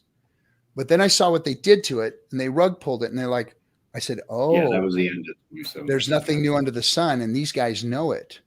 And they're going to play their games that they haven't been able to play in big regulated spaces. They're going to come into this deregulated space and start ripping it off. And all of that discouraged me. And all of the degen trading, all of that stuff, it discouraged me. And I was ready to get out, man. I was done. I was going to pull my chips off the table, what I had left, which wasn't much, and just say la vie off into the sunset. But then that fucking Richard Hart guy that pissed me off by saying that it's over, 3-year bear market, stand by, you're all wrecked. I was like, who's this clown? What's he talking about? You know, because I liked him at first. He talked some pretty good stuff, and he had some really good content out there with his top hat on and everything. And then I realized that I was mad at this guy because he threw reality in my face, is what he did. It wasn't that he was wrong or did anything mischievous. He didn't cause the dump. Maybe, we don't know. No, he just called it. He called it in October. It happened in December, the 20K Christmas, 19,800 or whatever, particular market or chart you want to use. But, basically 20K Christmas. Right. And, I saw that, and he called it in October, and I watched the top hat stuff too. So, but I've never gotten discouraged because I had a lot of friends coming to me because I got in end of 2016. I know the date and the price. Date was November 4th. Price was $634 per Bitcoin. I bought 3. That was my first foray into crypto. And so, I had friends coming to me at the end of 2017 being like, oh, brother Scott, you got to sell. You just got to, and I'm just like, no. I'm like, this is not done. I mean, we may be at the end of a market cycle, but this will continue on. And I wrote it all the way down to what the COVID, $3,800, Bitcoin type thing. I never sold that. I mean, I caught on to Richard, started following what he was saying, and I agreed with what he was saying. I'm like, this guy's got the guts to say it, and just put it out there and, kind of prove me wrong type thing. And then I wrote it all the way up to, the 25, 29K, market top, and wrote it back down substantially, should have, did I sell the top? No. Did I sell maybe off 27% off the top? Yeah, I finally divested of my Bitcoin just because it was I understood the fact that it was on top of the S curve. So I divested of that asset and, moved towards, what I consider to be stronger, better, newer blockchain technology. And see, that was it. That I didn't trust any of it because over those years, I was in some of the deep, dark, creepy rooms and alleys of crypto, right, in the Telegram rooms that were pump and dump rooms. I saw all that degen stuff going on. And at first I was attracted to it because it looked like that's how I was going to have to make my money in crypto. And as Richard called that dump, I said, you know what? All of that stuff that they're doing is bullshit. All that stuff that they're doing is garbage. This space is full of crap. And they don't get Satoshi's vision. They don't get what was really supposed to happen here. And then when I got mad at Richard for calling the top, I stewed in it for a day or two. And then a voice in my head said, you dumb fuck, you're not mad at this guy because he screwed crypto up. You're mad at this guy because he was right. Right. Yeah. Now you should be listening to a guy that's right and not blocking him or turning his YouTube off. Yeah. Or it should be inflective, So by having I should be mad at myself if something bothers me about you, that type of thing. So that moment of clarity made me realize that this guy might have something going on. And then when he said he was going to make his own crypto, I said, okay, I'm going to watch what this guy does. And then of course the fluid dynamic thing was like way over my head. And it was just like, okay. And then Bitcoin Hex and Hex. And it was like, wait a second. Now we're talking. No middleman. Now it's clear. The message code. Is clear. Simple. Bitcoin. CD blockchain. Immutable code. Yes. No admin keys. Yes. Trustful yield. You are interacting with the contract, not an exchange or a third party. Hey, we got somebody else popped in here real quick. I'm going to pull up. Awesome. This is I think he's the first time to the FN Hangout. Andre, what's happening, my man? How you doing? Good to be on. How you doing? Good. Howdy, to have Andre. you here. You listening to the conversation? Yeah, I was very much, just tuning in. I was looking for open panels. Decided to come on. It's late night here in North Carolina. So, Yeah. It's cruising. Oh, by. North Kakalaki. Yeah. Shout out from Montana. So, East Hey, real Coast, quick, yeah. real quick before we get started, I want to throw a shout out to Mark Wild. Thanks for sending us more of your books. We're going to be giving these away at the PulseChain tour. Very well written, called The Second Crypto Revolution. We're giving these away at the PulseChain tour. Good book for Hexagon beginners, and we're giving those away. Thanks, Mark. Cool. You guys are talking about cryptocurrency and everything. Oh, so you're not part of our community. You're floating around. No, I'm not. I'm a political guy. I go around, hop on the street to talk politics, but I don't mind talking a little bit economics and crypto and all that stuff. Well, economics are fun. Yeah, we're a community that has grabbed onto a true DeFi protocol, and we're excited about it. And that's what we're here doing. We're trying to spread the word that there's a better way to do your crypto versus the centralized exchanges, versus these promise coins, and versus old dilapidated technologies like Bitcoin and Ethereum that are failing the crypto space. And the projects that we've been working with, Hex, Pulse, and PulseX, have made those things better, more decentralized, more efficient, less energy wasting, more secure. And we're just getting the word out and trying to teach people about this new ecosystem that's popping out. And you may have just stumbled across the gem.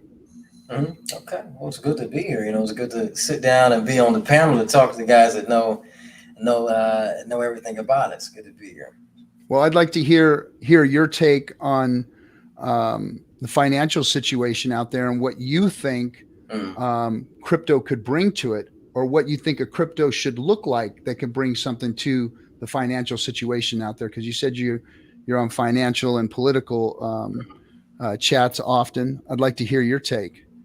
Well, when you look at the direction of just the United States economically, and the West as a whole economically, much of the West is in decline. It's been like that for the past century now.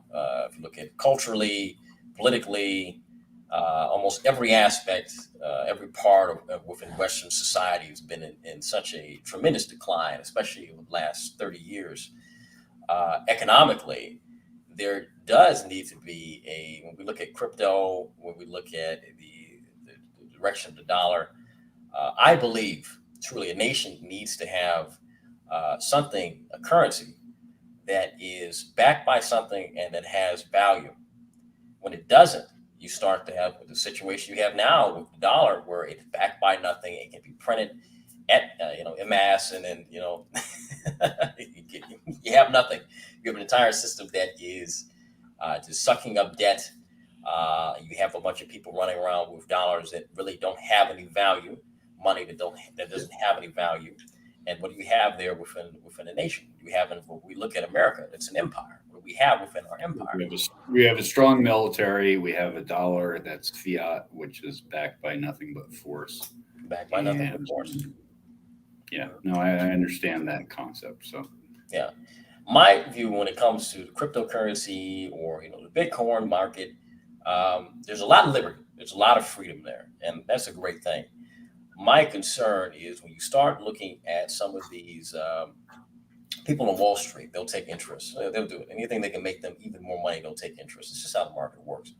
But when we're looking at the direction of how things are going, I feel that they will, and they have, in some cases, cling on to certain current or cling on to certain ideas and then take it and completely skew it from something that was good for the people that was good for us working class people or people trying to make something out of what we have, they'll take it and do the same thing they're doing to the dollar, do the same thing they've done to other ideas like Bitcoin and whatnot, and destroy it. I don't know what your guys' take on that. Make it better for the career politician, Exactly.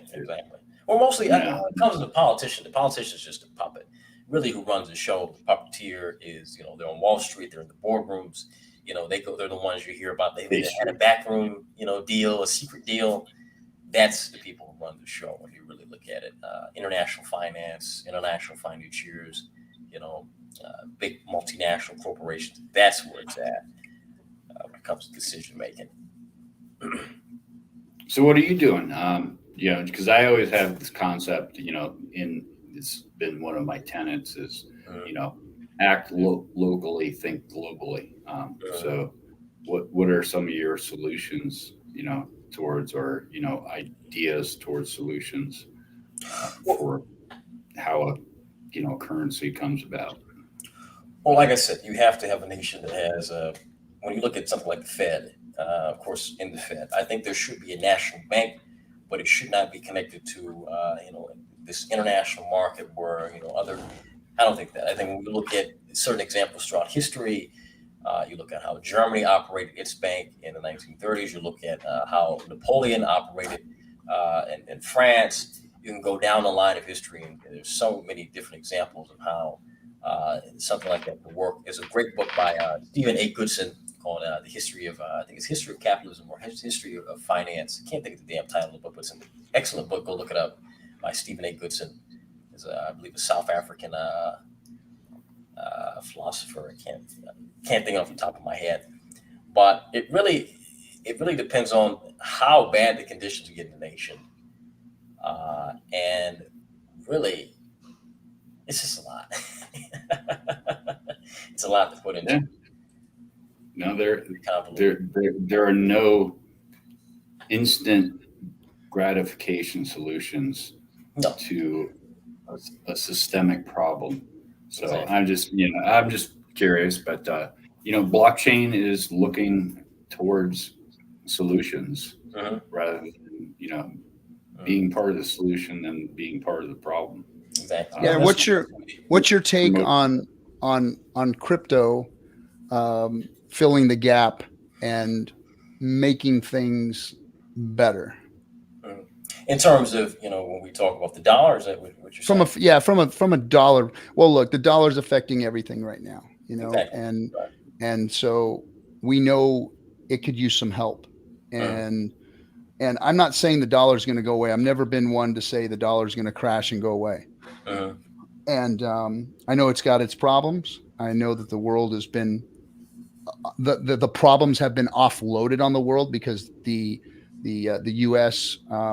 Its biggest export is its debt. So we've spread that across the world like a plague. So it's affected everything, but it's in everything. And, with this new consortium of what's it called? The not BRICS, it's called what's the new currency consortium? We've got Russia. We've got Russia. Yes. It's BRICS. Yeah. BRICS. With BRICS, I see it. Okay, everyone's, oh no, here comes something that can take the dollar, but I don't see. Let's take a step back and look at this. We've got China, we've got Russia, we've got the Saudis, and we've got India trying to come together on something. That to me is a recipe for disaster. So to think that can come together, and it's going to do damage to the dollar, that the dollar's already got damage done too. However, I don't see it as a solution, a global solution. I see that as, now we're going to put the world's monetary trust into that shit show. Because that is, do you think that India is going to allow Russia to dictate how it's going to use its currency, or either of those other countries getting along with one another to come together to make this thing really happen and replace the dollar.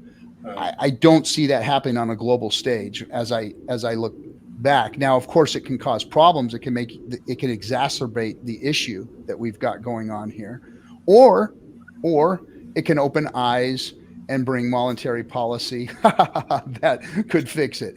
I laugh at that because I don't think that is something that is going to come about. But I see a slow mashing of everything, turning into more and more problems, getting weaker and weaker, and something like crypto, good crypto, not the stuff that most of us are used to, because you stepped into a different room here. We're not your typical crypto traders, investors.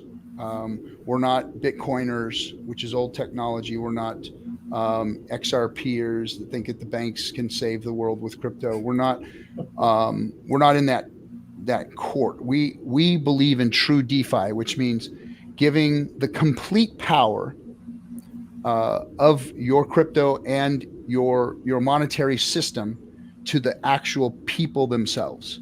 No middleman. The system that we all function in, there's 5 tokens that are involved now. They're all decentralized. They, of course, our blockchain is not. Blockchain is not really a decentralized entity. It does have updates and keys and things that change the programming as it needs to be done. But everything that sits on this space is true DeFi. And that means that people actually can harness the power of their own financial well-being on their own, outside of the banking system, over the internet, peer-to-peer, around the world, for the first time ever. It literally just launched over the last 2 weeks. And we're seeing it outperform everything else that has existed at this point. And it's really exciting. And we're just talking about how we're going to get the word out to folks like yourself, who are in the financial world, who are, trying to find a way to fix this thing.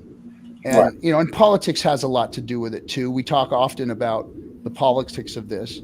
I'm under the impression that until we either are able to play the game with them, i.e. the lobby powers and the money powers, we have to get rid of Citizens United before we can do anything to change global monetary policy. Because the powers that be, the banks, the wealthy, whatever names you want to give them, there's all conspiracy theories on who runs and owns all that stuff. I just believe it's a bunch of rich people that want to hoard their money and keep gathering as much of it as they can. I don't think that there's some kind of, global alien race that's trying to, take all our money and drink our kids' blood and all that stuff. I think that this is really just a matter of very old, very wealthy people hoarding their money. And once you stop the flow of money, once you've pushed all that money up to the top, you've stopped economic development. You've stopped economic energy from flowing. And because they only buy a certain amount of homes and a certain amount of cars, yeah, they're nice ones, and they buy a watch or two, and they can only own as much as we can own, just higher value stuff. And at that point, that money is just sitting there, trillions and trillions are just sitting there. And they're literally after the last tranches of money that are left in this country, i.e. the Social Security system. They want to get all that money out too now. And that's like the last saving grace for those of us who are less fortunate.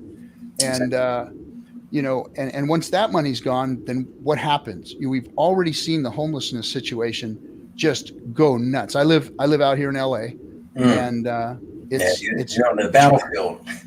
Yeah, and it's rampant. It's rampant. It's really a sad situation. And a lot of these people have made their own way and decided that, that was going to be their lot in life. And a lot of them didn't. A lot of them were forced into it, The vid didn't help any with all that, and so there's all of these things piling on top of people, on the average person, and we see it with all the angst and anger in the political arenas, because they've divided us all, Right. and said, okay, well, you're this and you're that, and this one is the reason for your lot in life, and this one over here is your reason for your lot in life. And so they've pit all of the middle class people who are now disappearing against one another to continue to perpetuate their system. You know, for instance, like right now we've got, you know, bailouts and giveaways and all these things happening in this administration, and then the administration before, and they've been doing this for the last couple of decades. The administration before, well, let's deregulate all of these banks, let's deregulate all this stuff, and then what do we get? We get problems and we get issues, and then the other side overcompensates in trying to fix it, and every time they make one of these moves, the middle class gets squeezed out more and more and more and more. And let's face it, most of the country are people without money, you know, and they're the ones that can't afford to be squeezed out of the system. So it's come to a head, and people are upset and people are angry. And I think they're focusing their anger in the wrong places. We need to focus on this legislation that they passed that takes the power away from us. For instance, here in the crypto space, we are trying to take over money. We are trying to make better money. You know, in the political space, we've got to get our power back. Our voting power back. It's got to go back to the people. We've got to get this Citizens United thing eliminated, which is going to be a very, very difficult task, because until you get money out of politics, you're not gonna ever have a voice. We as people are never going to have a voice. And you know, that's where I see we're at, and I see crypto as one of the things that can help, but the political arena definitely needs some help. Mm-hmm. Yeah, crypto. Yeah, I would say that is the freedom that most people, the one place where people have freedom of their own money, can really control their own destiny monetarily. Whereas when you look at the political aspect, yeah, it's a lot going on. There's a lot of money in politics. There's a lot of control. You know, people think that their vote matters when they go out and put in the pot. It really doesn't. It's already been decided. Some elections are, some elections aren't. It just depends on how they feel and how much money they know they can make this year, or how much money they're going to lose this year if someone gets in. It all really depends. But it's a lot. It's very much a lot. It's very depressing. We live in very depressing times. I said earlier, you know, we're in a decline. The decline of the West has been going on for a century. Spangler wrote that in his book. A few other people expounded on that throughout the years. We're getting closer and closer to that collapse. We're in decline. We're not yet at a collapse. And that collapse is culturally, it's spiritually, it's what our identity. It's so many things wrapped into one. And the moment we hit that abyss is when we completely lost our national destiny, our destiny as people. And we must reclaim that at the local level. But we don't do it by thinking that we're going to get in. One guy's going to get in, and we do it with parties. Oh, you know, this political party, that. It comes from the strength and the unity of the people deciding their own destiny, deciding that enough is enough. It's time to act. It's time to mobilize. It's time to organize in the best way, working together with these small businesses, you know, going to things, educating people on, you know, the legal system and getting more involved financially, financial literacy, getting more involved in cryptocurrency. It's sad that this nation, which is an empire, which is its money and currency is backed by force. But this is a great nation that fought 2 world wars and won both of them, and had a currency that was backed by something that is, you know, gold. Well, it was backed by gold until the window closed by Nixon. But, you know, I would diverse from your statement to say that I don't think we're at the edge of collapse. You know, I think more the opportunity or crisis situation exists, and there is an opportunity, and I think crypto is creating the crypto space, the blockchain technology space is creating that sea change. Now, granted, you know, it's in a very young age. If you look at adoption ratios, you're looking at far less than for like 5% worldwide. So it's at the beginning, but then again, I look at technology, and, from reading, because, I love, people to read books, readers or leaders, is the concept of the change that went from the horse to the, automotive, vehicle, and the infrastructure wasn't built for it at the time.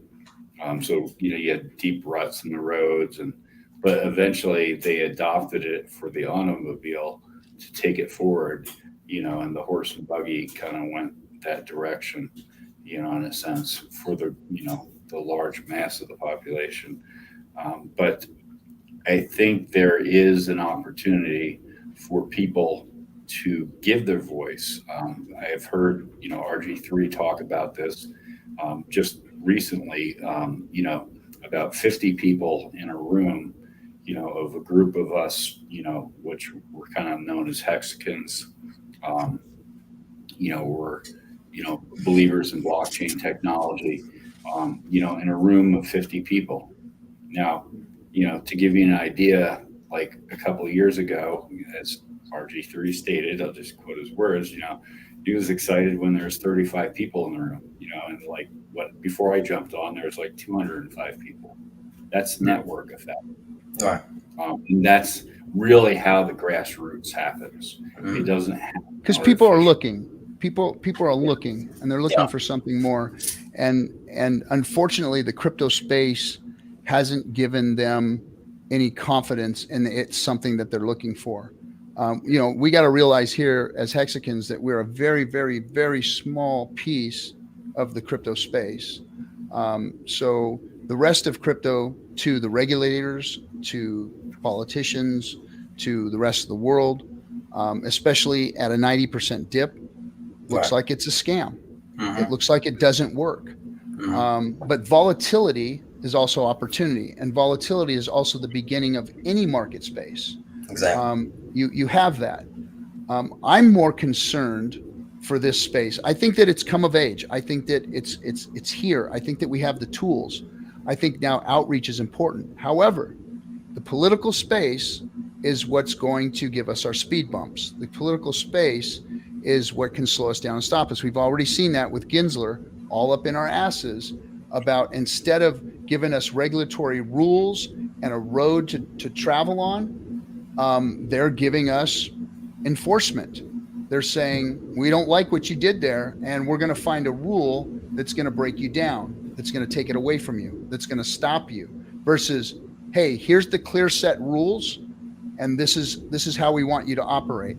Now, if they were to do that, then the crypto space can comply and operate within those rules. I know it's not part of the culture because of the political standing of most people in crypto, which is a very libertarian style of politics, which is a, hey, blow the whole thing up and every man for themselves kind of situation. Get rid of that regulatory body completely and let us have at it, and let the market and the human beings take over, which is kind of the concept. However, I think that in a balanced society, you need the regulatory, the government, the people, the tools, all to come in together to create the solution, not just remove one or the other and say, okay, let this one take over or let that one. We see how that works. That never works out, because human nature is human nature. You give one group of people all of the power, and that's what they do. They take and wield all the power to their benefit and their friends and constituents' benefits. And that's not the way to go. We've got to find a better way, and it's going to be a difficult road. It's going to be a very difficult road. Could I ask a question? Yes. Thanks to the new gentleman. After hearing what we've been talking about, Andre. Yeah. Do you how are you relating to what we're saying? Like on an interest level of maybe 1 to 10, how interested are you in learning more about what we're talking about? Be honest. And very much interested. I would say out of 10. I'm being very honest there. Yeah, it's out of 10. A 1 to 10, it's out of 10. Very much interested. Okay. Getting more involved and learning about this. I would say, when it came to the crypto and the Bitcoin and all that, I've been very, very out of the, listening in every now and again when it wraps into the politics of it, but not really too much invested in the discussions as I should have been. But I'm getting into it now. So very much. Yeah, that is so super exciting. I actually first learned about cryptocurrency circa, I think it was 2011 or 2012 at PorcFest. Oh, wow. So it was, New Hampshire, which is coming up again, by the way, every year. And it's like the Libertarian Party. So you have a bunch of, politicians and people they're going to go out there and they talk about all that type of stuff. But with regards to what, like we're sitting here, we're talking about finances. So how interested would you be in learning a little bit more about our specific, community and the coins like, like Hex, for example? Would you very much listen? Once I'm interested, I'm interested. I want to know as much as I can, and to a point where I can be able to teach it to somebody. That's how I am. Nice. So let's break this down for you. Give you the 5-minute elevator pitch. All right, RG, let's go. All right, let's hear it.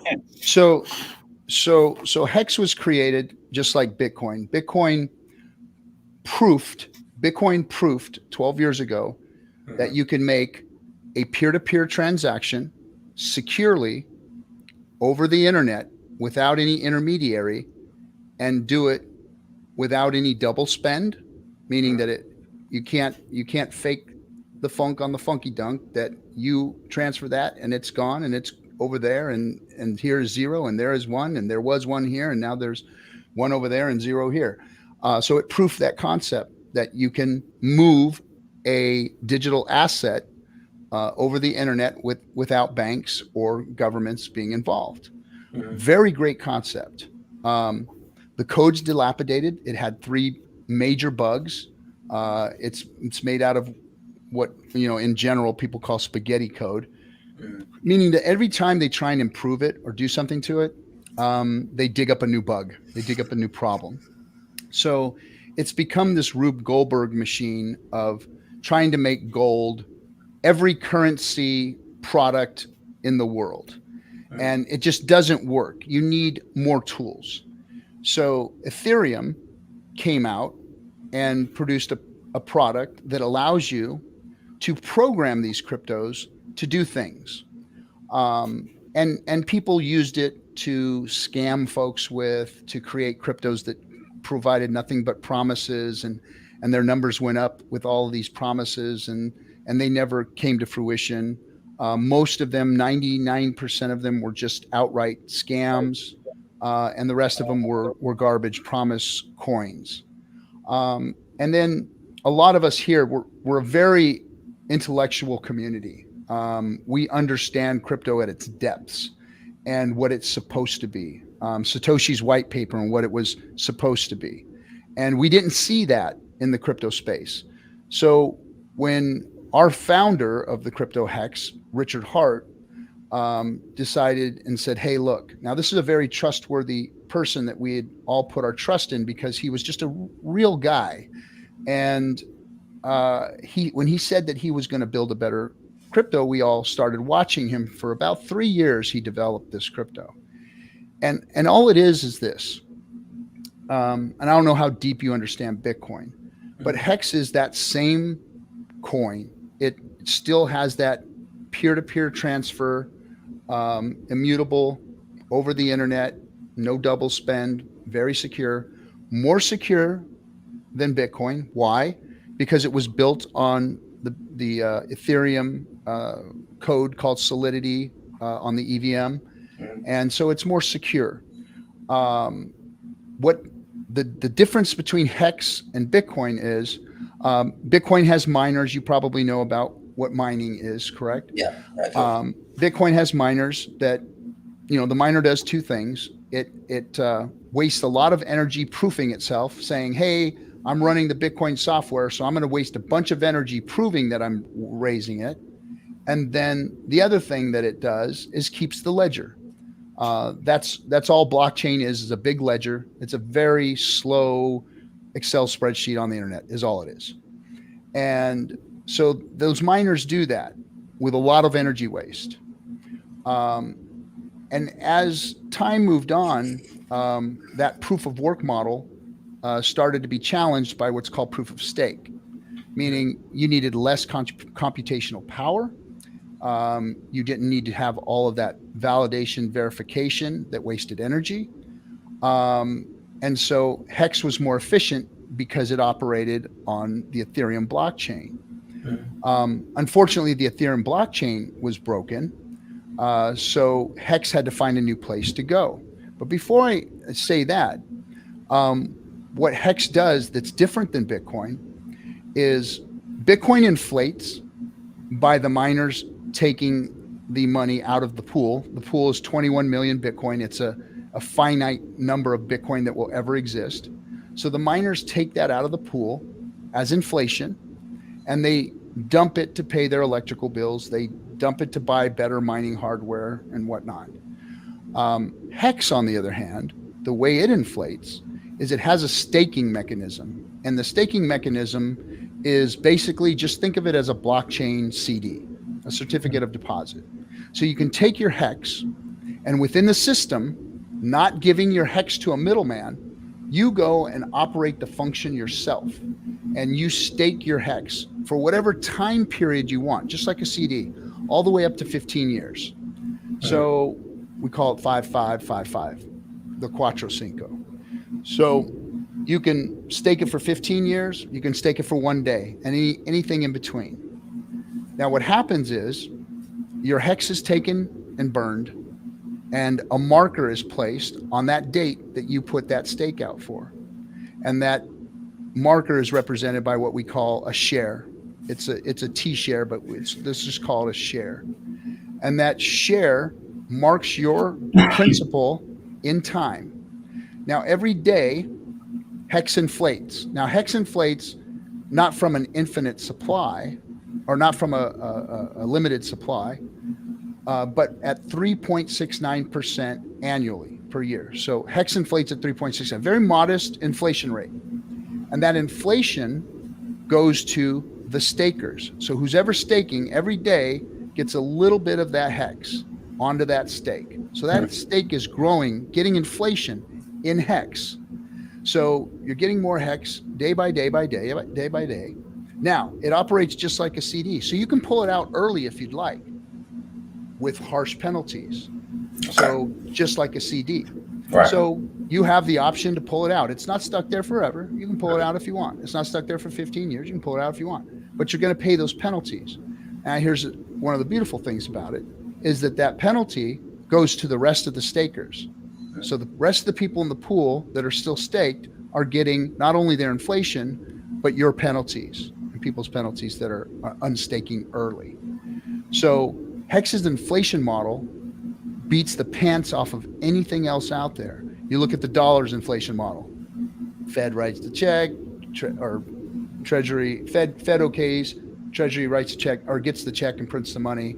Money gets dumped on our heads from the banks, drops our interest rates, dilutes our dollars. When they print more money, it dilutes it even more. So bad inflation model, horrible inflation model. Bitcoin, they get the inflation, dump it on our heads to pay bills. Another bad inflation model. Hex inflation model comes out, and some of it lands on a 15-year stake. That inflation gets delayed for 15 years. Some of it is on a 5-year stake, a 10-year stake, a 1-day stake. So the inflation's always delayed. And that is a model that nobody has ever seen, delayed inflation of a currency. So on the global stage, Hex is far superior as far as its inflation goes. And on top of that, over the last 3 years that we've been running flawlessly, by the way, no bugs, no hiccups, no problems, we've made 38% APY on average. Some of us has done, upwards of 51% based on penalties and the initial buy-in we called, which was big payday, the first year of launch.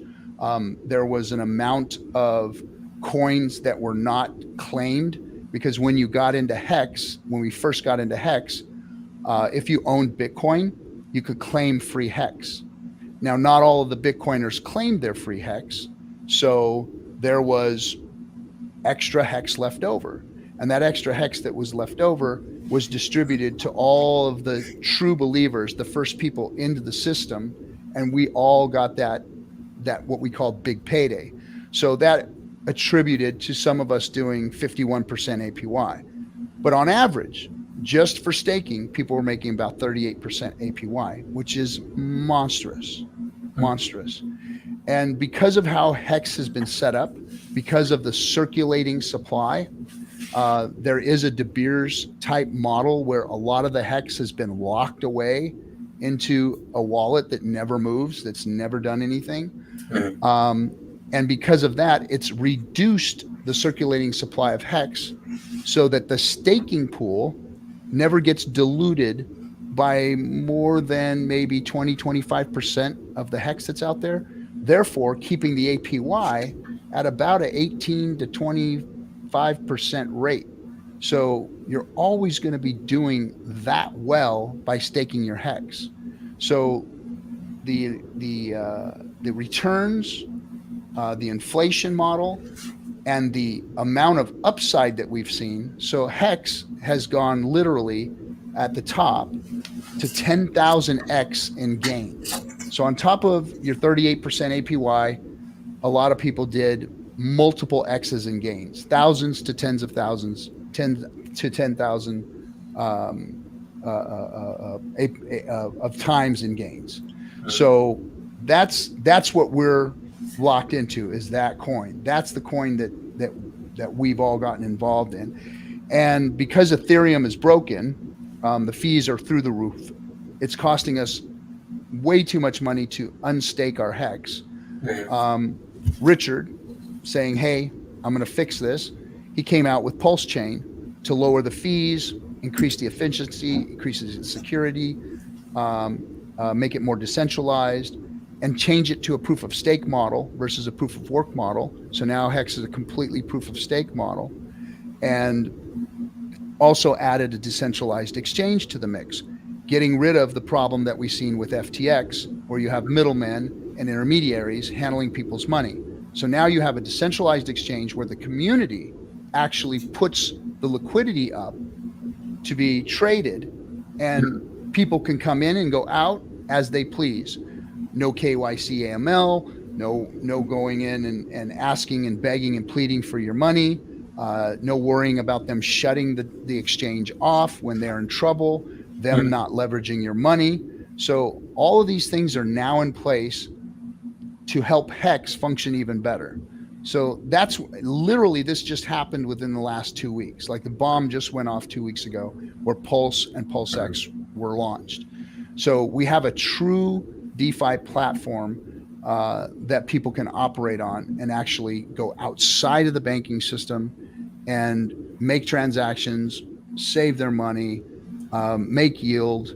The decentralized exchange itself even has yield farming and liquidity providing, where you make gains by providing liquidity to the system itself. So it's a very, very decentralized, better way of doing, phony internet money. Right. Also interesting and overwhelming, but hey, it's the future. It's something that's needed. So, I'm very much interested in learning more and getting into it. And Andre, it's not learned in one night. No, of course, It's not. Literally, and I gave you a pretty deep dive on a 5 minute there. I see. Yeah, he gave you. You seem to have a pretty good acumen. Action information, but it's really disseminated in small pieces, as you begin to pick up, and and you can follow on Twitter Spaces. You can find RG3 Inviting Freedom. You can find myself HexTech16. We put out information. I mean, I've been around 7.5 years now in the crypto community. Not responsible for any rug polls, not responsible for promoting any garbage coins. I believe in financial education. I believe in financial freedom. I believe in being debt free. And, I've learned that for myself by teaching myself and learning from others, like I said, leaders or readers, and, reading, other people's books and applying the applications that I've found pertinent to my life to get debt free. Then we, invest in crypto and achieve, financial freedom in a sense. Like, if I chose to tomorrow, I could check out of the JOB and never work a day in my life. I never thought I'd be able to say that. At my age, I thought, I'd be working well until like 65, 70 years old. It's not a joke. I mean, it's one of those things that, and there's no flash,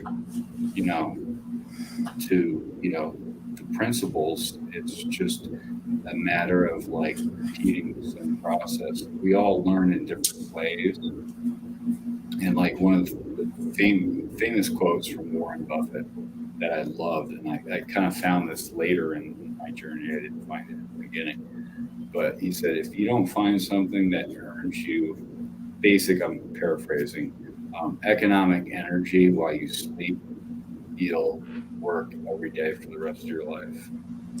And kind of in Hex to a degree, as well as other core Richard Hart products, I found that. I haven't gone and bought a Lambo. I do own 2 cars and they're paid for. Good for you. Good for you.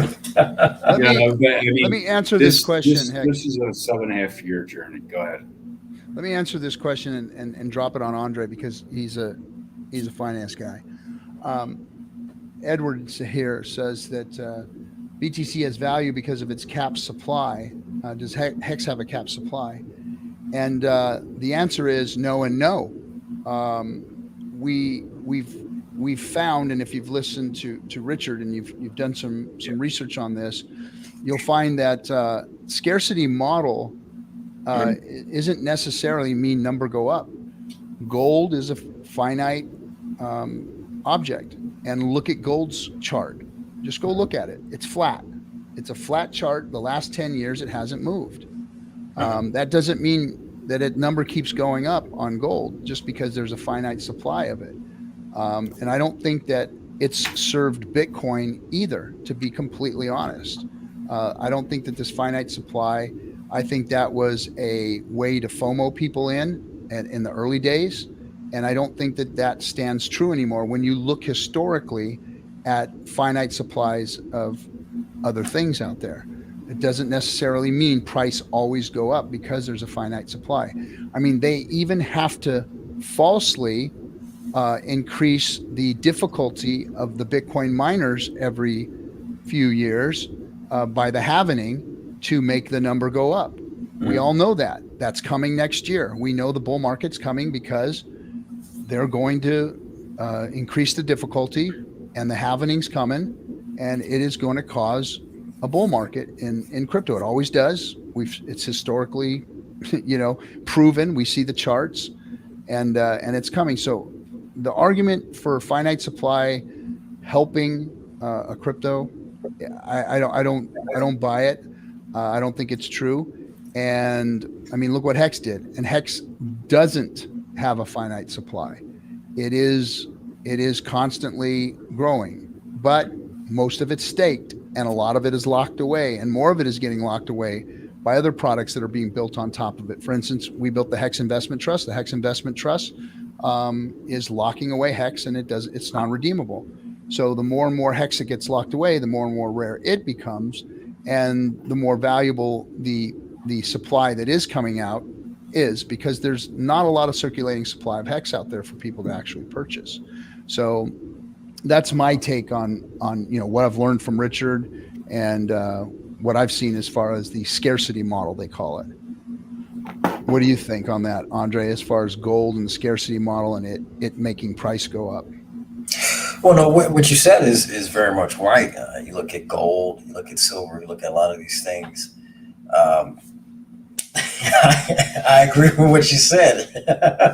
Yeah, I mean, like just in my situation, right. My father passed away a couple years ago, and I go to the home and gather my things, and I'm handed a box of gold, and in that box of gold, there's my great grandfather's gold, my grandfather's gold, my pop's gold, and now mine mixed in with it. And I look at it and I go, well, there's 4 generations of gold that have done nothing for nobody but sit there in a box. And for one day, hopes of a zombie apocalypse to come so I could break pieces off and shave pieces off to buy water. And it just, I really don't see the value in it or how it helps, models in any way by being a scarcity thing. That's just my take. Hey, Cap, did you check? I don't know if you guys see the comments. I'm really excited about this. He beat me to it, but it's much more than I would have been able to give. But listen to this, Andre. What do you think about one of our community members, Jonathan, said that he'll gift you 100,000 Pulse and 100,000 PulseX to onboard you. We'll let's do it. Let's get you set up. Done this. What so, Andre, what happens in this community at times is people will jump in and say, hey, we like this person and we want to gift them some crypto. And we've actually we gave away 5 million hex on a show, and that hex went up to 56 cents. And we made a few people very, very wealthy from giving that away. So it looks like Jonathan here wants to help you onboard and send you some crypto to your wallet. I mean, how do I go about doing that? Jonathan, Jonathan, we'll get a way for you too. Do you have Telegram or do you have? I do have Telegram. I have Telegram. Yeah. Okay, maybe we can get your Telegram and you two can connect and we can get you onboarded. Yeah. They can do it in private, and we'll onboard you and get you some Pulse and PulseX. And now here's the exciting thing about that for you, Andre. Those 2 products just launched, and they're right at the rate of launch. So we had a little rise and a little dip. So right now we're in that dip. So you're getting the crypto at its lowest point right now. So yeah, this is pretty big. This is pretty huge. I think you're going to look back on this stream in a year and definitely bookmark it, because your life has changed forever, hands down. I'm so excited for you. This is incredible. Awesome. I'm glad you came on. Because listen, I just randomly searched, and well, that's crazy. That's you were brought here for a reason, right there, bro. Just to give an example, when PulseChain launched, there were a lot of hexkins that were stranded that had gone through what we call the sacrifice phase, but they did not get PLS, they got PulseX. So I was involved in Twitter Spaces and some of the community members, and I put up 1 million PLS just to get people across the bridge so they could interact with their coins and stuff like that. But that's what we do as hexkins. We help out the community. We help out each other. We're not, fools by any means. We're generosity comes back to you. What you put out is what you get back. I've always believed that, beyond the crypto space. And you put out positive things, you get positive things back in your life. This is just one of them. But it could be a really neat, journey and adventure for you to understanding a different side of economics. So I'm happy for you. I know. I am so excited. Is this one of the first PulseChain giveaway this is huge. You're going down in history, my friend. This is so exciting. You don't even realize it. And we're looking your mind. No, we don't. But what's so funny is I think, and a lot of people recognized it in the chat, your mind is what we're looking for. We are looking for the visionaries and the mavericks, and we were talking about that, the people that are ready to change the world. And I'm so excited that that you're here. My love wants to ask a question. He wanted to ask you a question. Go ahead. You wanted to ask him. He wants to know if you had anything you wanted to talk about, if you had any questions or what's on your mind. Like I said, I'm a political guy, but I'm more interested. I'm coming into your guys' house. This is your kingdom, so I'm going to approach the throne and come into the court correct. It's actually a pirate ship, and but I'm more interested in what you guys have to share. Very well versed in this world of crypto and everything. I'm an outsider. I am looking in and trying to find some ways in.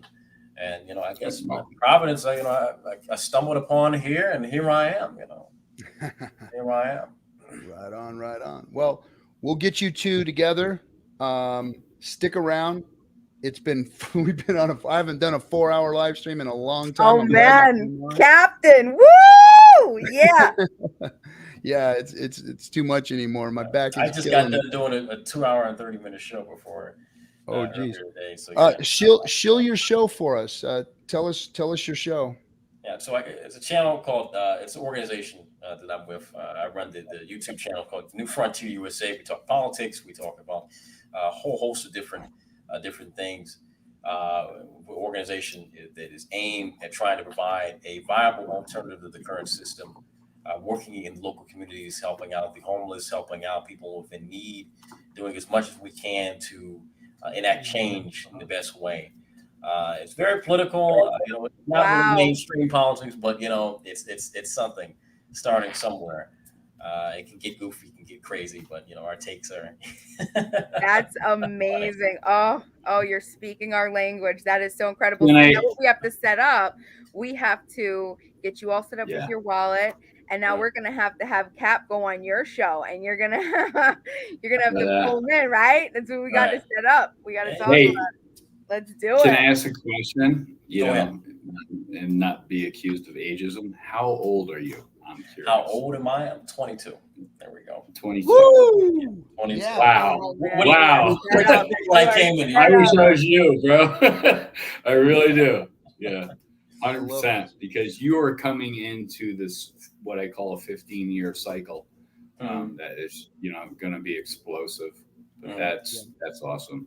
Do us a favor, Andre. Drop your in the private chat there off to the right. Okay. Drop your Telegram name in there so that we can pass that on, so you guys can get connected, and we'll get you two hooked up. And you got a MetaMask wallet? No, I do not. No. Okay, that's the first thing we'll have to set you up with, and important of how you do that, because there's a lot of scams going on there too. Yeah. So we have to set you up proper on that, and then we'll get you hooked up with our man here, Jonathan. Hey, RG3. Yes, sir. If you get Andre hooked up, you get him all set up proper, I will match that contribution. No way! Stop it! No, I won't do it. Oh my gosh! So you're gonna get a double. So I will match the contribution 100%. We'll get you set up proper. RG3 will facilitate it. He knows me, personally, met in person, that type of thing. I'm legitimate for my word by any stretch of the imagination. Yes. Right on. I appreciate it very much. Then now you're in the crypto space, and you got no excuse to study, because you got to find out what you just earned for free. You're like, does this really have value? Yeah, I got to do it. Yeah. All right, you got Nicholas coming in hot at the end here. Coming in hot.